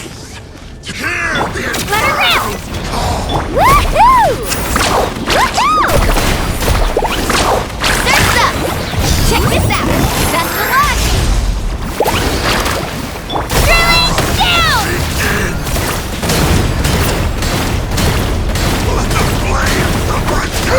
Woohoo! Off we go! Here goes! Revelation from on high! Let's ride! Catching at the flame!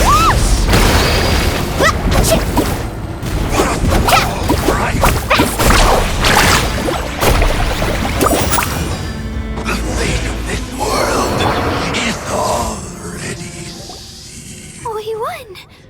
We actually won!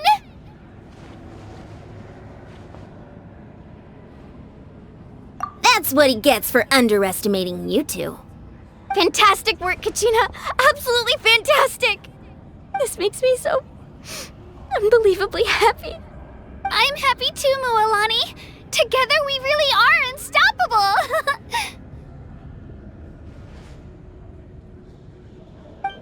Huh?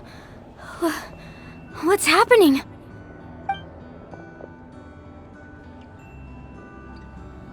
My ancient name is glowing? But I thought I didn't bring it with me.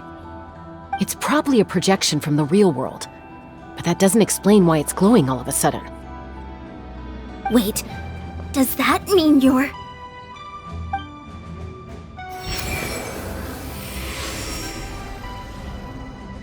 That was a bold move, diving headfirst into the fire to save your friend, especially in a place so overrun with abyssal corruption. Still, seeing you pull it off was really something. Everything you said was exactly right. As isolated individuals, we stand no chance against the power of the Abyss. It took years' worth of scars and lots of unnecessary suffering for me to understand that for myself. The Pyro Archon's plan will unite us as one. Everyone has a part to play. Only then will we have the power to defeat the strongest of foes. Who are you? Tupac, a warrior from the people of the Springs. I fought against the Abyss during the invasion 500 years ago. I've heard that name before. You were the giant who saved all of Natlan. Since you were able to awaken my words from your ancient name, that means you have fully embodied the aspirations of the Wayub. Under the name Umoja, you shall unite the tribes and save Natlan from its impending doom. Me? As long as blood still runs through your veins, even the tiniest spark of steel against stone can ignite a flame. Its blaze will become one with our vision for Natlan. Even amid everlasting darkness, our bonds remain eternal.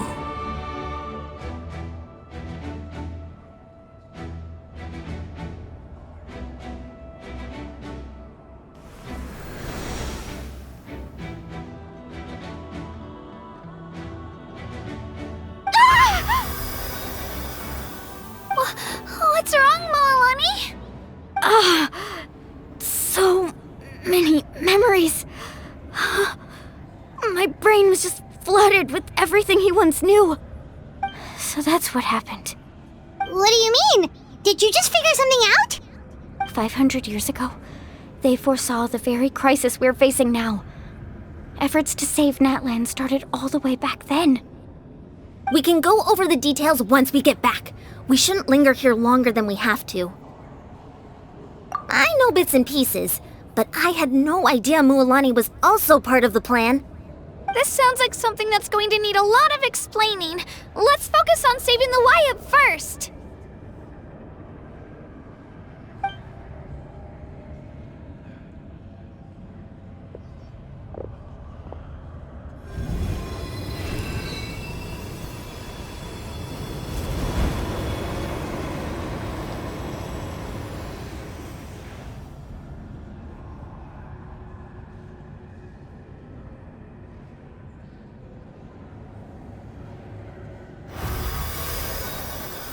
Okay, that should be enough. Wayub? Wayub? Can you hear me?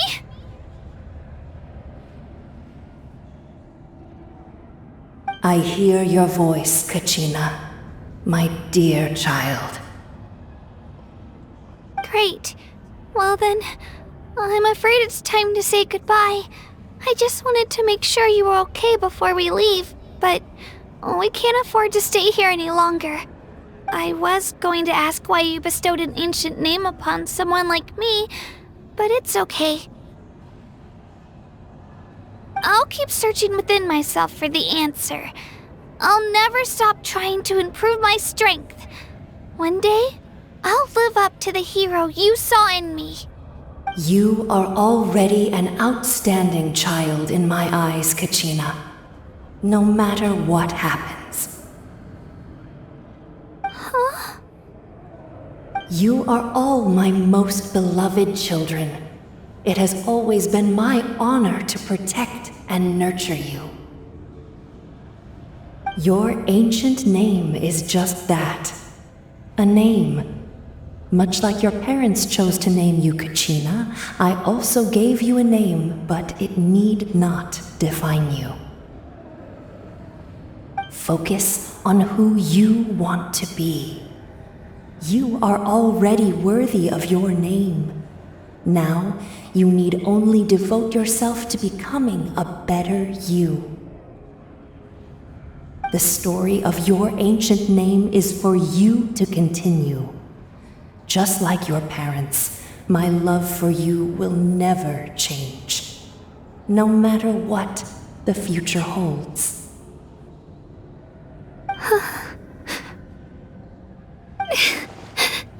Thank you, Wayub. It gladdens me to see the Pyro Archon's plan move another step towards completion, but it is time for you to leave this place. The situation here is getting worse. Go now, my children. Save Natlan on behalf of all you hold dear. I know we've never met before, Wayab, but I just wanted to say thank you for encouraging Kachina. It was exactly what she needed to hear. Whoa! What's going on? An earthquake? We're out of time. It's the power of the Abyss. Quick, we need to run!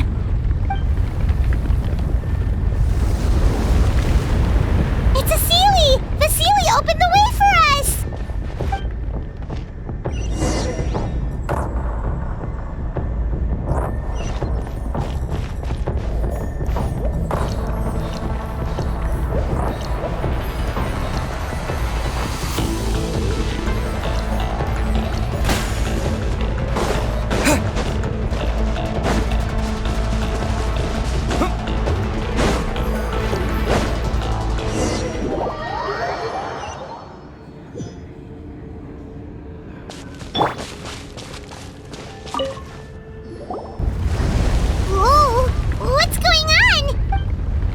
Time. It's the power of the Abyss. Quick, we need to run!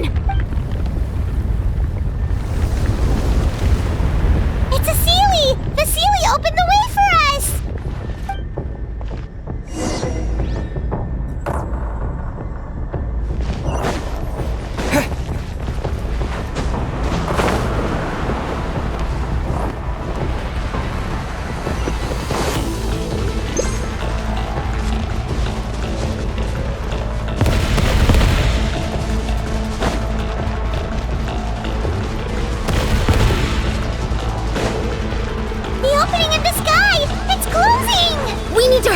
Or we'll be stuck here!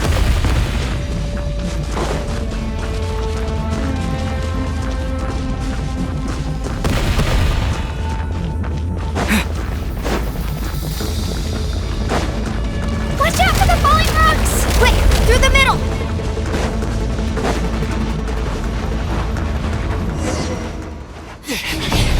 Come on, faster! We'll never make it!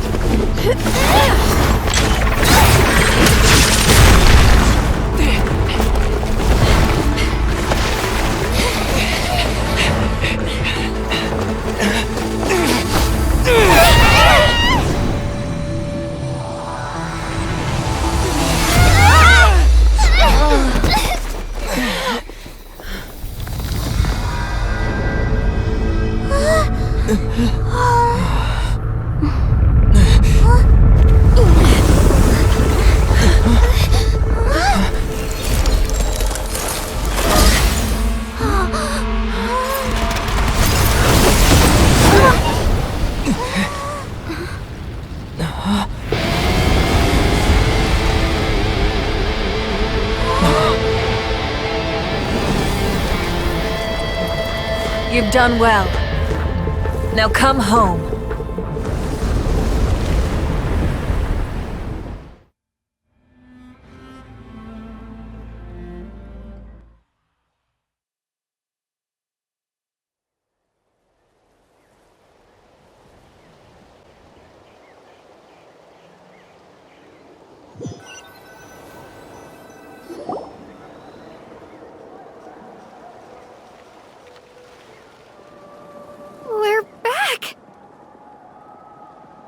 The Pyro Archon saved us. But she's not here. Yeah, didn't she say she used it all up? She's still in the speaker's chamber. What we saw in the Night Kingdom was just her consciousness. So you're saying her consciousness did all that? Every great display of power comes at a price.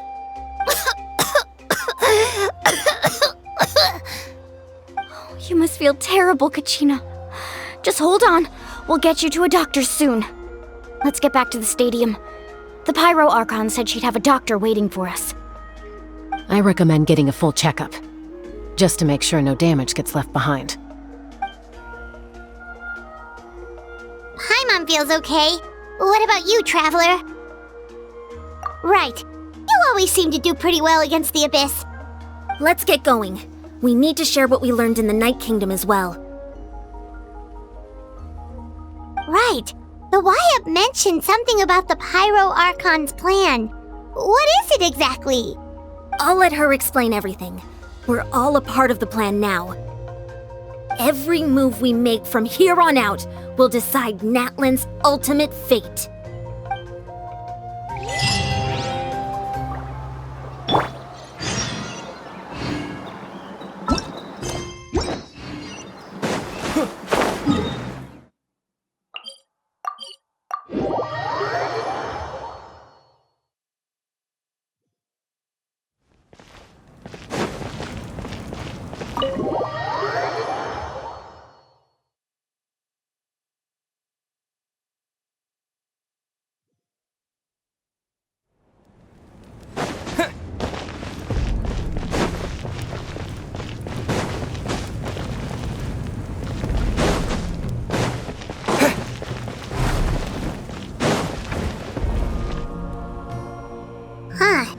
There's a lot less stuff here than before. It's good to see you all here in one piece. I know you must have a lot of questions, but let Koichi check you over first. It's best not to let any lingering effects of the Abyss go untreated. Thank goodness you made it back. I came here as soon as the Pyro Archon told me about your plan. Take a seat, everybody. I'll examine you one by one.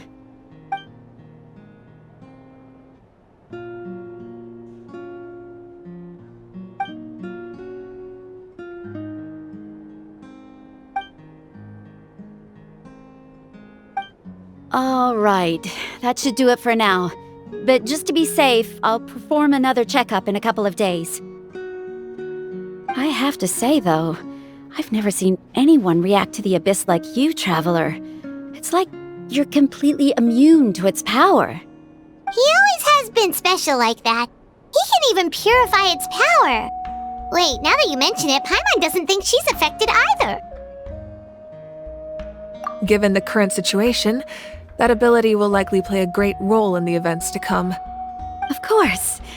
I still have patients to see, so I'll head out. Thank you, Koichi. All right. We might not see eye to eye, but we both had good intentions. Just give it time. I'm sure we'll figure things out between us one day. Yeah.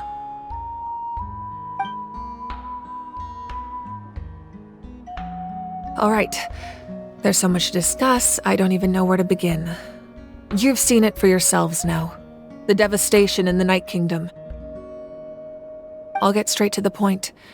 Natlan is on the verge of destruction. It's very possible our nation has less than a year before total devastation. Huh? No. That can't be true, can it? That's right. But I've only ever disclosed that fact to the handful of people working with me to save this nation. Our looming destruction is not a recent development, but the inevitable conclusion of the disaster the Abyss initiated 500 years ago. Mualani told us a little bit about that. 500 years ago, all the nations of Teyvat were invaded by the Abyss. Unlike the other nations, Natlan never had stable and deep-rooted ley lines, so we suffered the worst of the invasion. The battle against the Abyss was exceedingly long and brutal. In the end, victory came at the cost of our civilization and countless lives. Even then, it took centuries of solving the disasters caused by the Abyss to finally achieve the peace we know today. And still, this is but a superficial victory. The forces of the Abyss have merely been driven back underground. Their threat to Natlan remains as real as ever. I'd never have guessed. The problems plaguing the Night Kingdom are all the more complicated because that realm is essentially functioning as Natlan's ley lines. Immediately after the war, our calculations estimated that we would have a maximum of 500 years before the Night Kingdom was completely lost to the abyss. But at that time, we were a nation of the destitute. Our people no longer believed in victory, nor did they hold hope for the future. Our civilization was dying, our faith crumbling, and the line of power passed down from the Wayab nearly severed. If we didn't bring the nation back together, it would be foolish to even dream of defeating the Abyss in the future. So, the Archon had a long and involved discussion with the heroes of each tribe, and finally came up with a 500-year-long plan to save Natlan. So that's what happened. After finding Kachina, I encountered a strange figure who gave me a series of new memories. Since the plan was mentioned in those memories, I guess I've been chosen to play an important role in it. But there's still something I don't understand. Those memories showed me the Pyro Archon from back then. And it was you. Huh? But that doesn't make any sense! The Pyro Archon is supposed to be human. It's impossible for a human to live that long. That's right. The hardest thing for humans to overcome has always been time. Or rather, the natural limitations of our lifespan. A god can extend a human's life by using a certain amount of divine power, or subjecting them to a curse. But, as we all know, Natlan doesn't have gods like that. We can only rely on our own methods. A human life is like a flame destined to be extinguished. 500 years ago, I placed my life within the sacred flame. Only by dying before my time could I have the chance to wake up again. So, in other words, this is your second life? Yes. We only managed to defeat the Abyss all those years ago because the tribes came together as one. If the Natlan of the future was to have a fighting chance, the Pyro Archons that came after the war had to rebuild the decimated tribes. The goal was to reunite the people and restore the strength of each tribe's Wayab. Once a tribe was back to its full strength, the tribe's Wayab would select a hero, indicating the tribe was once again ready for war. The Chosen would then stand by my side in defense of our nation, just like great heroes of old 500 years ago. So that means I'm one of the Chosen? That's right. You bear the ancient name Umoja, the same one held by the hero from your tribe 500 years ago. It means unity. After your adventure in the Night Kingdom, I trust you've come to fully understand the meaning of that name. So in other words, you always knew who the Wayab were going to pick from each tribe? Yes. According to the plan, each tribe was supposed to have been fully restored by the time I awoke. But something went wrong along the way. The 6 heroes successfully inherited the ancient names from 500 years ago, but the intel regarding the plan wasn't passed on to them. Once again, it comes down to the deterioration of the Night Kingdom. Communication between the Sacred Flame and the Wayab has been blocked. Just like how the Ode of Resurrection failed to bring Kachina back. Exactly. It's just another tactic the Abyss is using against us. The Abyss may not possess intelligence, but its methods certainly aren't easy to counter. If we want to unblock that information from being passed on, my presence alone isn't enough. The ancient name-bearer must establish a greater connection to their name. So, I've tried my best to help them from the sidelines. Currently, Shalonin of the Children of Echoes, Kinich of the Scions of the Canopy, and Iansan of the Collective of Plenty have all been acknowledged by their names. During your adventure, you too earned the acknowledgement of your Wayab, Mualani. In the process, you gained the memories stored within your name. But we have less than a year! Yes, but we have no choice. We cannot start the plan until all the heroes have been gathered. That's also why I haven't been able to take action despite the urgency of the situation. But if you knew this whole time, why didn't you just tell me about my role in all this? Wouldn't that make everything go a lot faster? Perhaps, but the opposite could also be true. Knowing your destiny too early could mean failing to realize your full potential. Just like your determination to save Kachina, I hope your commitment to this endeavor comes from your own strength of will, rather than a sense of obligation. So I suppose you're not going to tell us who the final two heroes are then? That's right. Their time is yet to come. Putting pressure on them beforehand will only hinder their development. I can only trust in the judgment of the Wyab. I have never believed I could solve this crisis alone. In fact, it was precisely because I chose to trust and rely on others that we managed to get this far. Natlan's salvation lies not in its Archon or any singular individual, but in us all. You're quite perceptive, aren't you? I thought I might get away with avoiding the topic. Huh? Oh, right! All of the stuff you stored here before, where did it all go? Even though I sacrificed my power, I still needed a contingency plan to ensure you would make it back from the Night Kingdom.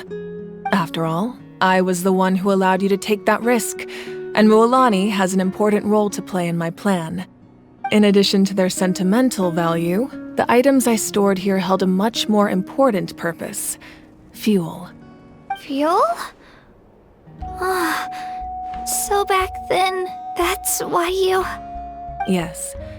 The stories embodied by those items are certainly important, but there's an even more significant trait they all share. Every item belonged to a hero of Natlan. Over time, they became imbued with a certain amount of contending fire from being carried in battle. On their own, each item's power is limited, but together, their combined effect can prove quite useful in a dire situation.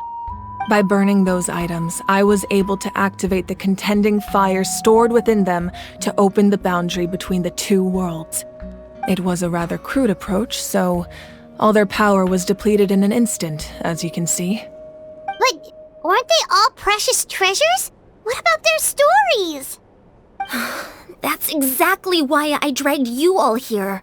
No matter what, I never wanted the Pyro Archon to have to use that power. Oh, I'm so sorry. You have nothing to be sorry for. You all deserve my thanks, actually. If you hadn't saved the totem pole, that area of the Night Kingdom would have been forever lost to the Abyss. And then, it would only be a matter of time before the Children of Echoes was met with disaster. Besides, when those heroes entrusted their belongings to me, or the Pyro Archon of their time, it was out of a desire to contribute to Natlan's survival. If they knew those items helped save the present-day heroes of Natlan, they would not mourn their loss. Even when you put it that way, I still feel bad. There's no need. Remember what I told you about time? The people and the events of the past are never truly lost to us. We simply carry them with us in a different form. In that sense, we didn't lose anything at all. If you still have regrets, let them fuel your resolve in the battles to come. Your deeds will become new legends and nurture new forms of power just like the items once stored here. Well, we'd still like to return the favor. Well, if that's the case, just treat me to a drink sometime. Now that Kachina has returned, we can finally hold the victory feast and celebrate your team's triumph in the Night Warden Wars. And we could all use the rest, that's for sure. Plus, you'll be able to silence everyone who doubted you once and for all, Kachina. Still, now that I know the danger we're facing, having a victory feast doesn't feel right. Try not to let it get to you. It's important to stay calm. Worrying about it will only affect your judgment. All right, you should head out. I'll join you in a bit.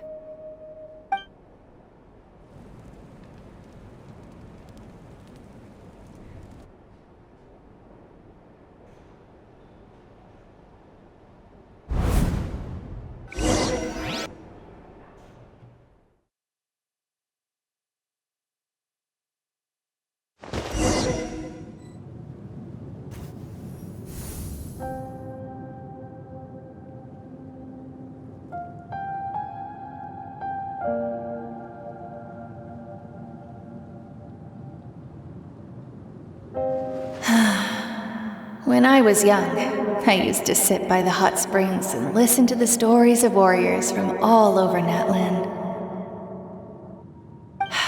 They attract people from all walks of life. Friends come easy here, no matter what tribe you're from. The people of the springs have never claimed the hot springs as their own private property. They are there to bring all hot spring buddies together. It's been really nice seeing the children of my tribe get older. It's helped me gradually understand the true value of the springs. I've witnessed their energy, their determination, their absolute passion for life. Even when they cause trouble, I never managed to hold on to my anger for long. It's unbelievable how quickly they worm their way back into my good graces. I'm certain Mualani will become a great warrior when she grows up. She possesses infinite potential. I can see it. One day, when I'm no longer in fighting form, I'll come here and tell stories to all the children, just like those warriors did for me. So, you better get busy, Pyro Archon, or I'll end up running out of stories.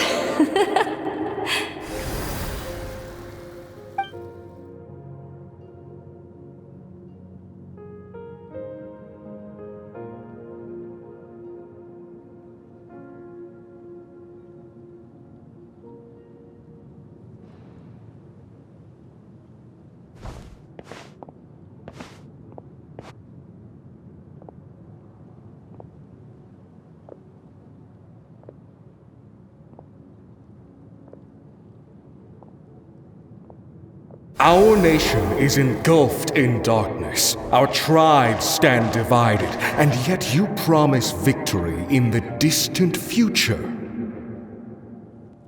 The Abyss is a cunning enemy, one that I faced in battle many times. Were that not the case, I would never understand exercising this degree of caution. My rage will never know absolution. Then my power will no longer aid you in victory. But you came to me because you knew you could convince me with just a single sentence. I understand your choice. The heroes of today will forge the path ahead with blood and fire. Just remember to earn us the victory we are owed. Otherwise, rest assured, I'll find a way to collect the debt. For Natlan.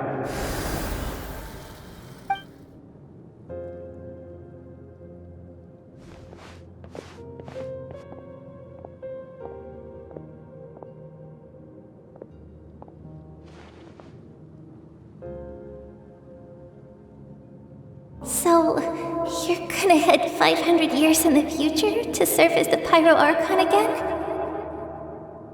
But what about the you from right now? You're just gonna die? You can't ask her those questions and expect her to answer, my dear. The decision is hers to make, and she deserves our support. We will do everything we can to rebuild the tribes. Don't you worry. Even across time, we will all do our part to fight for Natlan's future. Yeah, Mom's right. We'll always believe in you, sis. Oh, seriously though, Dad should be here. Where is he? I imagine he didn't know what to say, so he chose not to come at all. Don't take it to heart, my dear. That's just who he is. Just remember, no matter what happens in the future, we will always love you.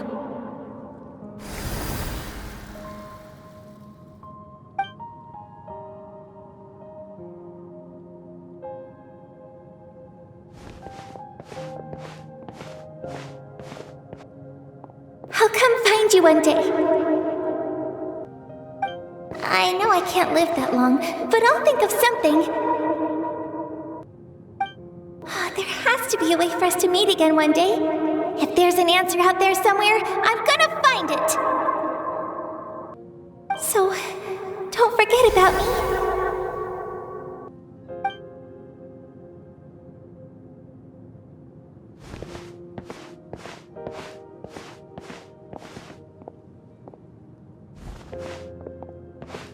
If that's your decision, then you have my full support, Archon.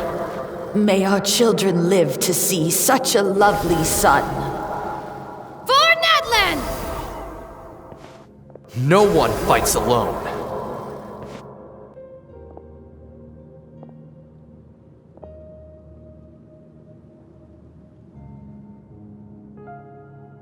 The rules are my legacy. They shall grant us the strength to overcome the next tragedy. War forged the 6 tribes, taught us how to fight, instilled in us what it means to love. Who will be the one to bring this to an end?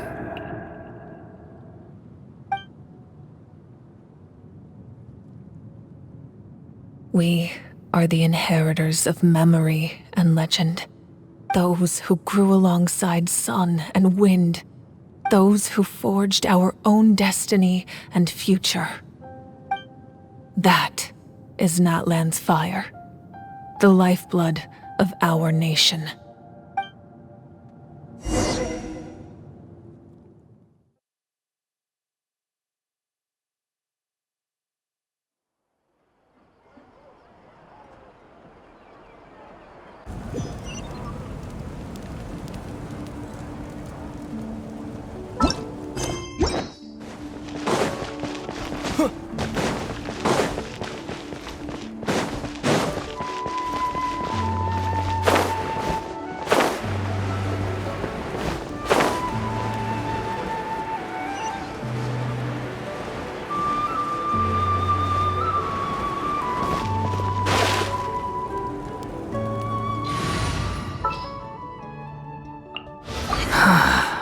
What do you...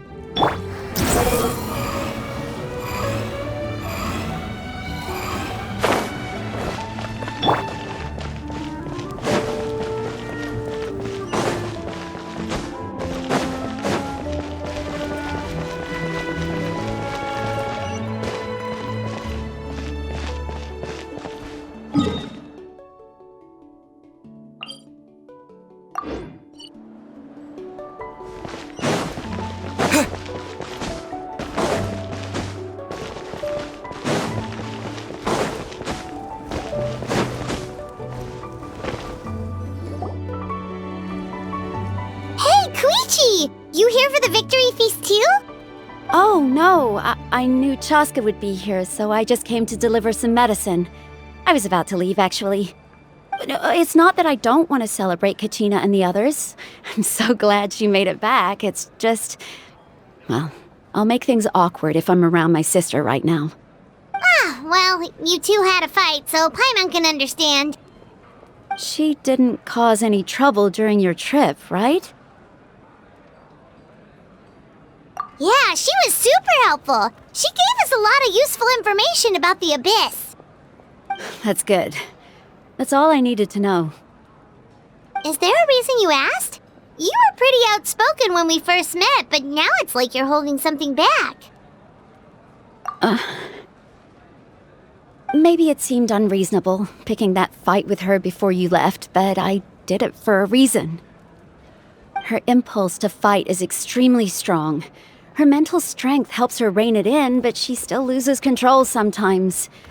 I had no idea what you might face in the Night Kingdom, so I didn't want to take any chances. So what you're saying is... Okay, so maybe it sounds a little stupid, but it works pretty well. It helps her keep her cool for a little while, at least. Anyway, I'm just glad you were able to make it back safe and sound. That's all I wanted. What? Do you really have to go that far? Can't you just talk it out? No way. Chaska never opens up about her own pain, especially to her family. She can't learn about this, or it'll be even harder to help her. I appreciate the understanding, and don't worry. I'll find a way to help her ease this burden. Anyway, I need to get going. Enjoy the celebration. Oh, and if you ever need a doctor, you know who to find. Huh. Who would have thought there was a deeper reason behind their arguing? In the end, it's all the Abyss's fault. Paimon's had enough of them.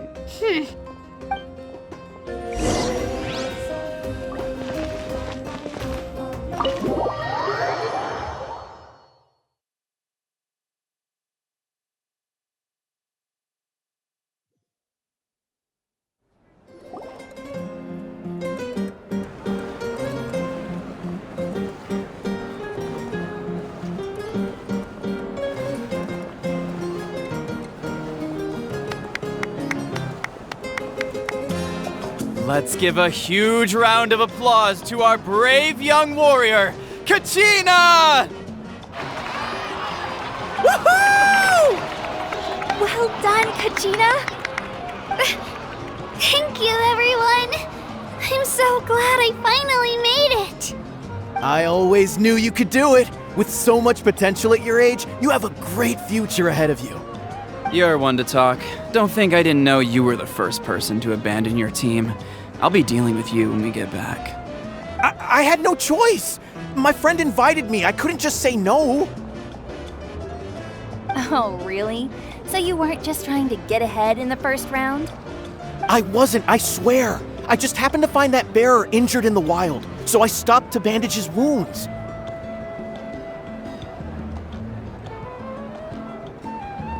When he insisted on repaying the favor, what was I supposed to do? I'm just one person. I figured Kachina would have no trouble replacing me. But the fact of the matter is that after your departure, everyone else started thinking about swapping teams too. I'm really sorry, Kachina. It was wrong of us to abandon you like that. It's amazing that you still made it all the way through to the Night Warden Wars. That's the highest honor.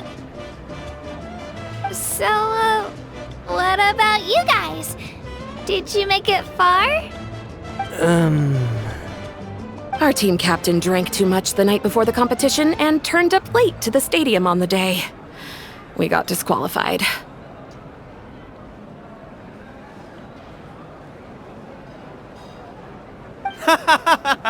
Serves you all right. No sympathy from me.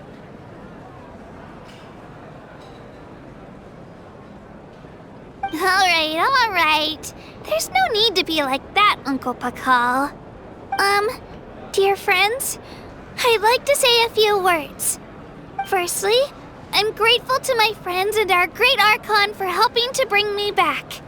This traveler and his companion Paimon are some of the strongest people I've ever met. If they were allowed to participate in the pilgrimage, I have no doubt that they'd win the whole thing. They've agreed to let me learn from them. With their help, I believe I can become even stronger still. And let's not forget my good friends, Moalani, Chaska, Kanich, and Ayan-san. They all helped the Traveler and Paimon figure out a way to bring me back from the Night Kingdom. They too deserve to be called our heroes, so please give another round of applause for them. Thank you so much! Well said! I'll drink to that. How does it feel being a hero, Kachina? To be honest, it's a bit overwhelming. It all just feels so surreal. Well, you better get used to it! Next up, undefeated champion! Hey, please don't make fun of me.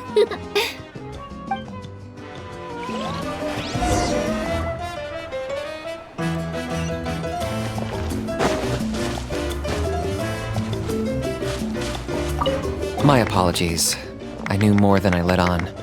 Everything comes at a price, and most heroes aren't people who set out to become a hero. If you cling too tightly to your goal, you end up losing things that are far more precious. But in any case, we're now on the same page. I wonder how long before the two final heroes appear.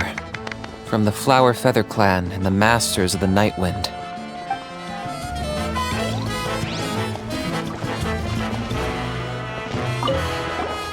I've been through so much all at once. Everything still kind of feels like a dream. Are you still feeling unwell? Nope, all better now. I told you I bounced back pretty quick, so don't worry about me. I bet you guys must be tired though. Make sure you get some good rest tonight. You gotta recharge so you'll be in the mood to have fun.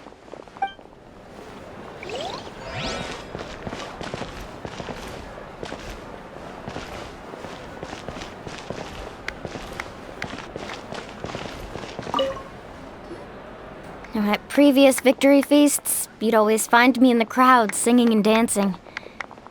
But after what I found out today, it's too much. I'm still trying to process it. It does feel weird seeing you so out of sorts.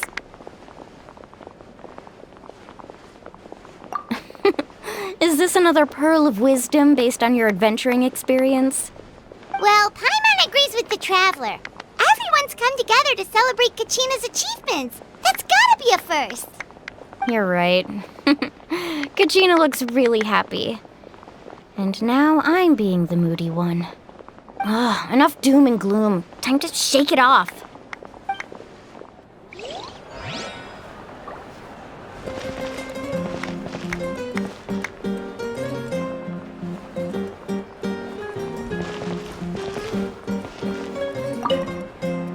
Alright, Kachina. Let's party! I'm a little embarrassed. Don't be. Come on, you're the star of the show today.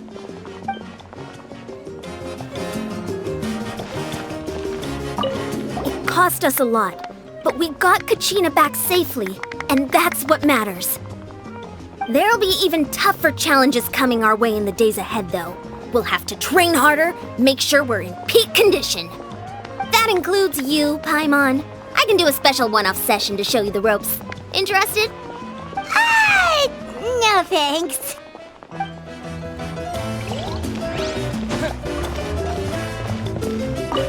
It's rare to meet travelers as strong and brave as yourselves. I raise my glass to you. Anyway, my sister's already gone back to our tribe. She has patients to treat. Oh, we actually ran into her on the way here and, well, Paimon just thinks she really cares about you. Yeah, I'm planning on visiting home myself in a few days. To tell her and the rest of the family that they need to be extra careful. I just hope they take it seriously. The Abyss has likely sensed your arrival in Natlan by now. So exercise caution on your adventures as well.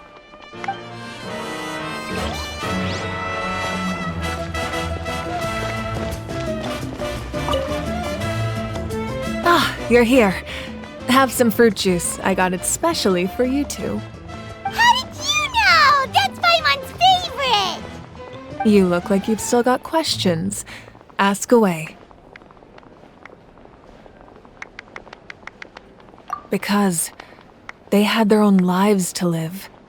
The thought of telling them, abandon your families and everyone you love, and come with me to the end of time, for in 500 years Natlan will be destroyed, it seemed too cruel. You could just as easily point out that everything in this world would come to an end eventually. But life is short. And beyond a point, it just doesn't seem real. Imagine if I said, let's leave right now, and go save the sun because it'll flame out in a few million years. It would sound quite ridiculous. I couldn't make them shoulder that burden with me. Besides, every generation will have its heroes, this one included. The plan could still work without them. Or, of course, without me. But since I was the one who came up with the plan, I felt duty-bound to see it through to the end. Paimon's suddenly remembering that portrait in your room. Was that your family from back then? Yes, it was. So when you asked me who my sister grew up to be, the truth is that very little information survives. From what I've been able to piece together, I can conclude with a reasonable degree of confidence that she ended up as an architect and artist. She played an instrumental role in rebuilding the scions of the Canopy tribe, designing and building many houses.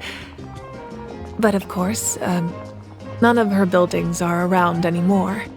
Still, it was an impressive achievement, and I'm very proud of her. You feel loss keenly. It seems to stir up feelings of regret in you. But this is something I have long since come to terms with. This is a war, and there can be no war without loss. I am already far more fortunate than those who lost their lives to the Abyss. The people of Natlan look to me as their Archon, and the weight of their expectations is mine to bear. I must see our fate through to the very end, no matter what I may find there.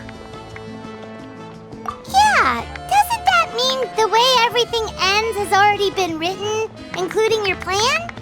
I suppose, but so what? Don't forget, time takes many forms. The past, present, and future coexist, and all are equally important. Even if the future ends in destruction, there's still no reason to give up on the here and now. And it's precisely because we humans cannot know our fate that we will never give up on our struggle. This is a pivotal moment. We are still 2 heroes short. Well, 3 to be precise.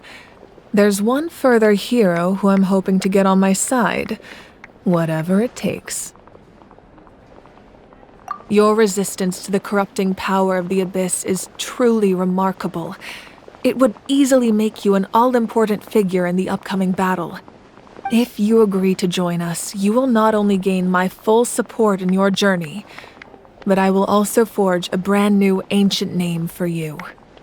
Ancient names can be forged? They can. Several strict conditions must be met, but if they couldn't be forged at all, then the number of them in circulation would have long dwindled to 0. Possessing an ancient name would mean that your adventures in Natlan are recorded in full. Your stories would be remembered by our people for all the years to come. The Ode of Resurrection may have temporarily lost its power, but still, take this as my personal guarantee that I shall never let you fall. Just like in the Night Kingdom, I will be there for you. That is a promise I will fulfill at all costs. This nation always honors its heroes.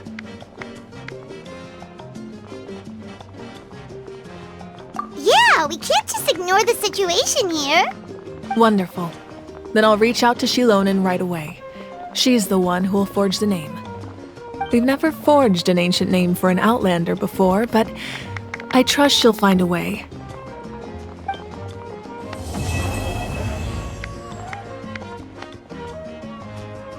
My lord, we've received word that the Pyro Archon has lost much of her power. Although your injury complicates things, this is most certainly the opportune time to seize the Gnosis. Victory and defeat are rules, not outcomes. I have never taken advantage of an opponent in a time of weakness, and I don't intend to start now. As for you, I must confess, I did not expect that little trick of yours to save the day. No matter how dense the fog, as long as the sun remains, we cannot turn day into night. She could have dispelled it. She simply chose not to. You don't have much time, and you're injured on top of that. What do you plan to do next? I'm beginning to see just how useful you may turn out to be. You heard something from here, didn't you?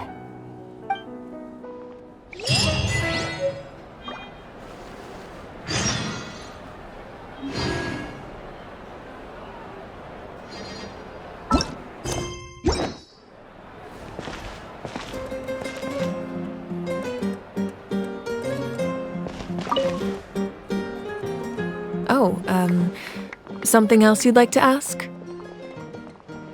Well, our intel suggests he hasn't made any new movements yet, although Kenichi's investigation helped us confirm that he's being aided by someone from the Masters of the Nightwind.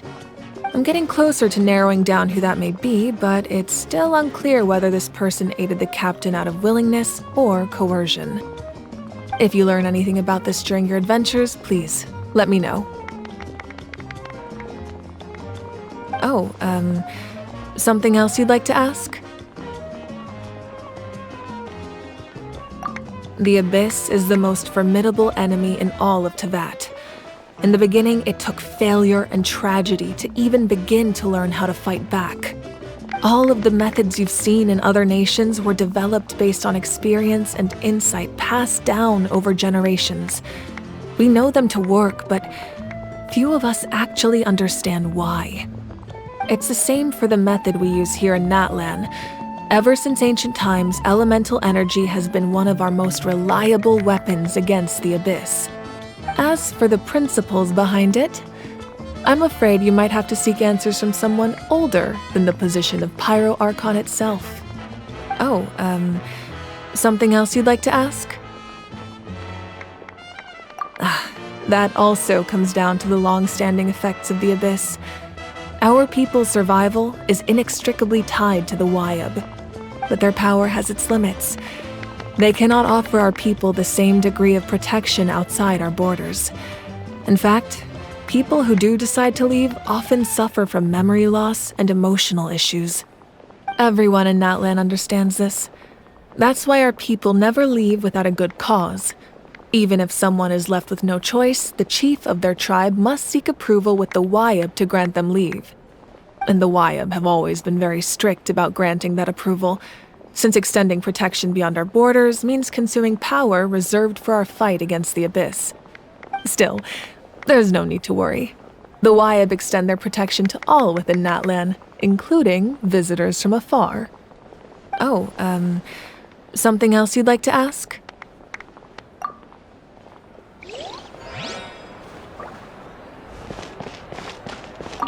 It's rare to meet travelers as strong and brave as yourself. Anyway. Oh, we actually... Yeah. The Abyss has I've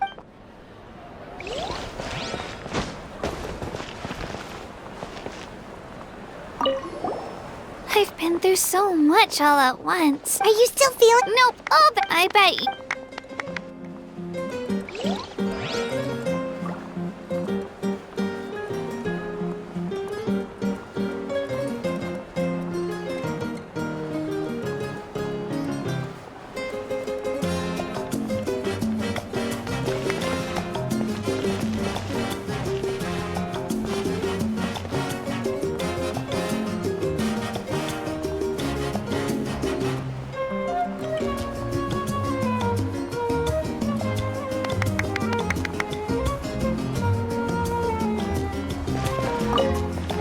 All right, Kachina. Don't be.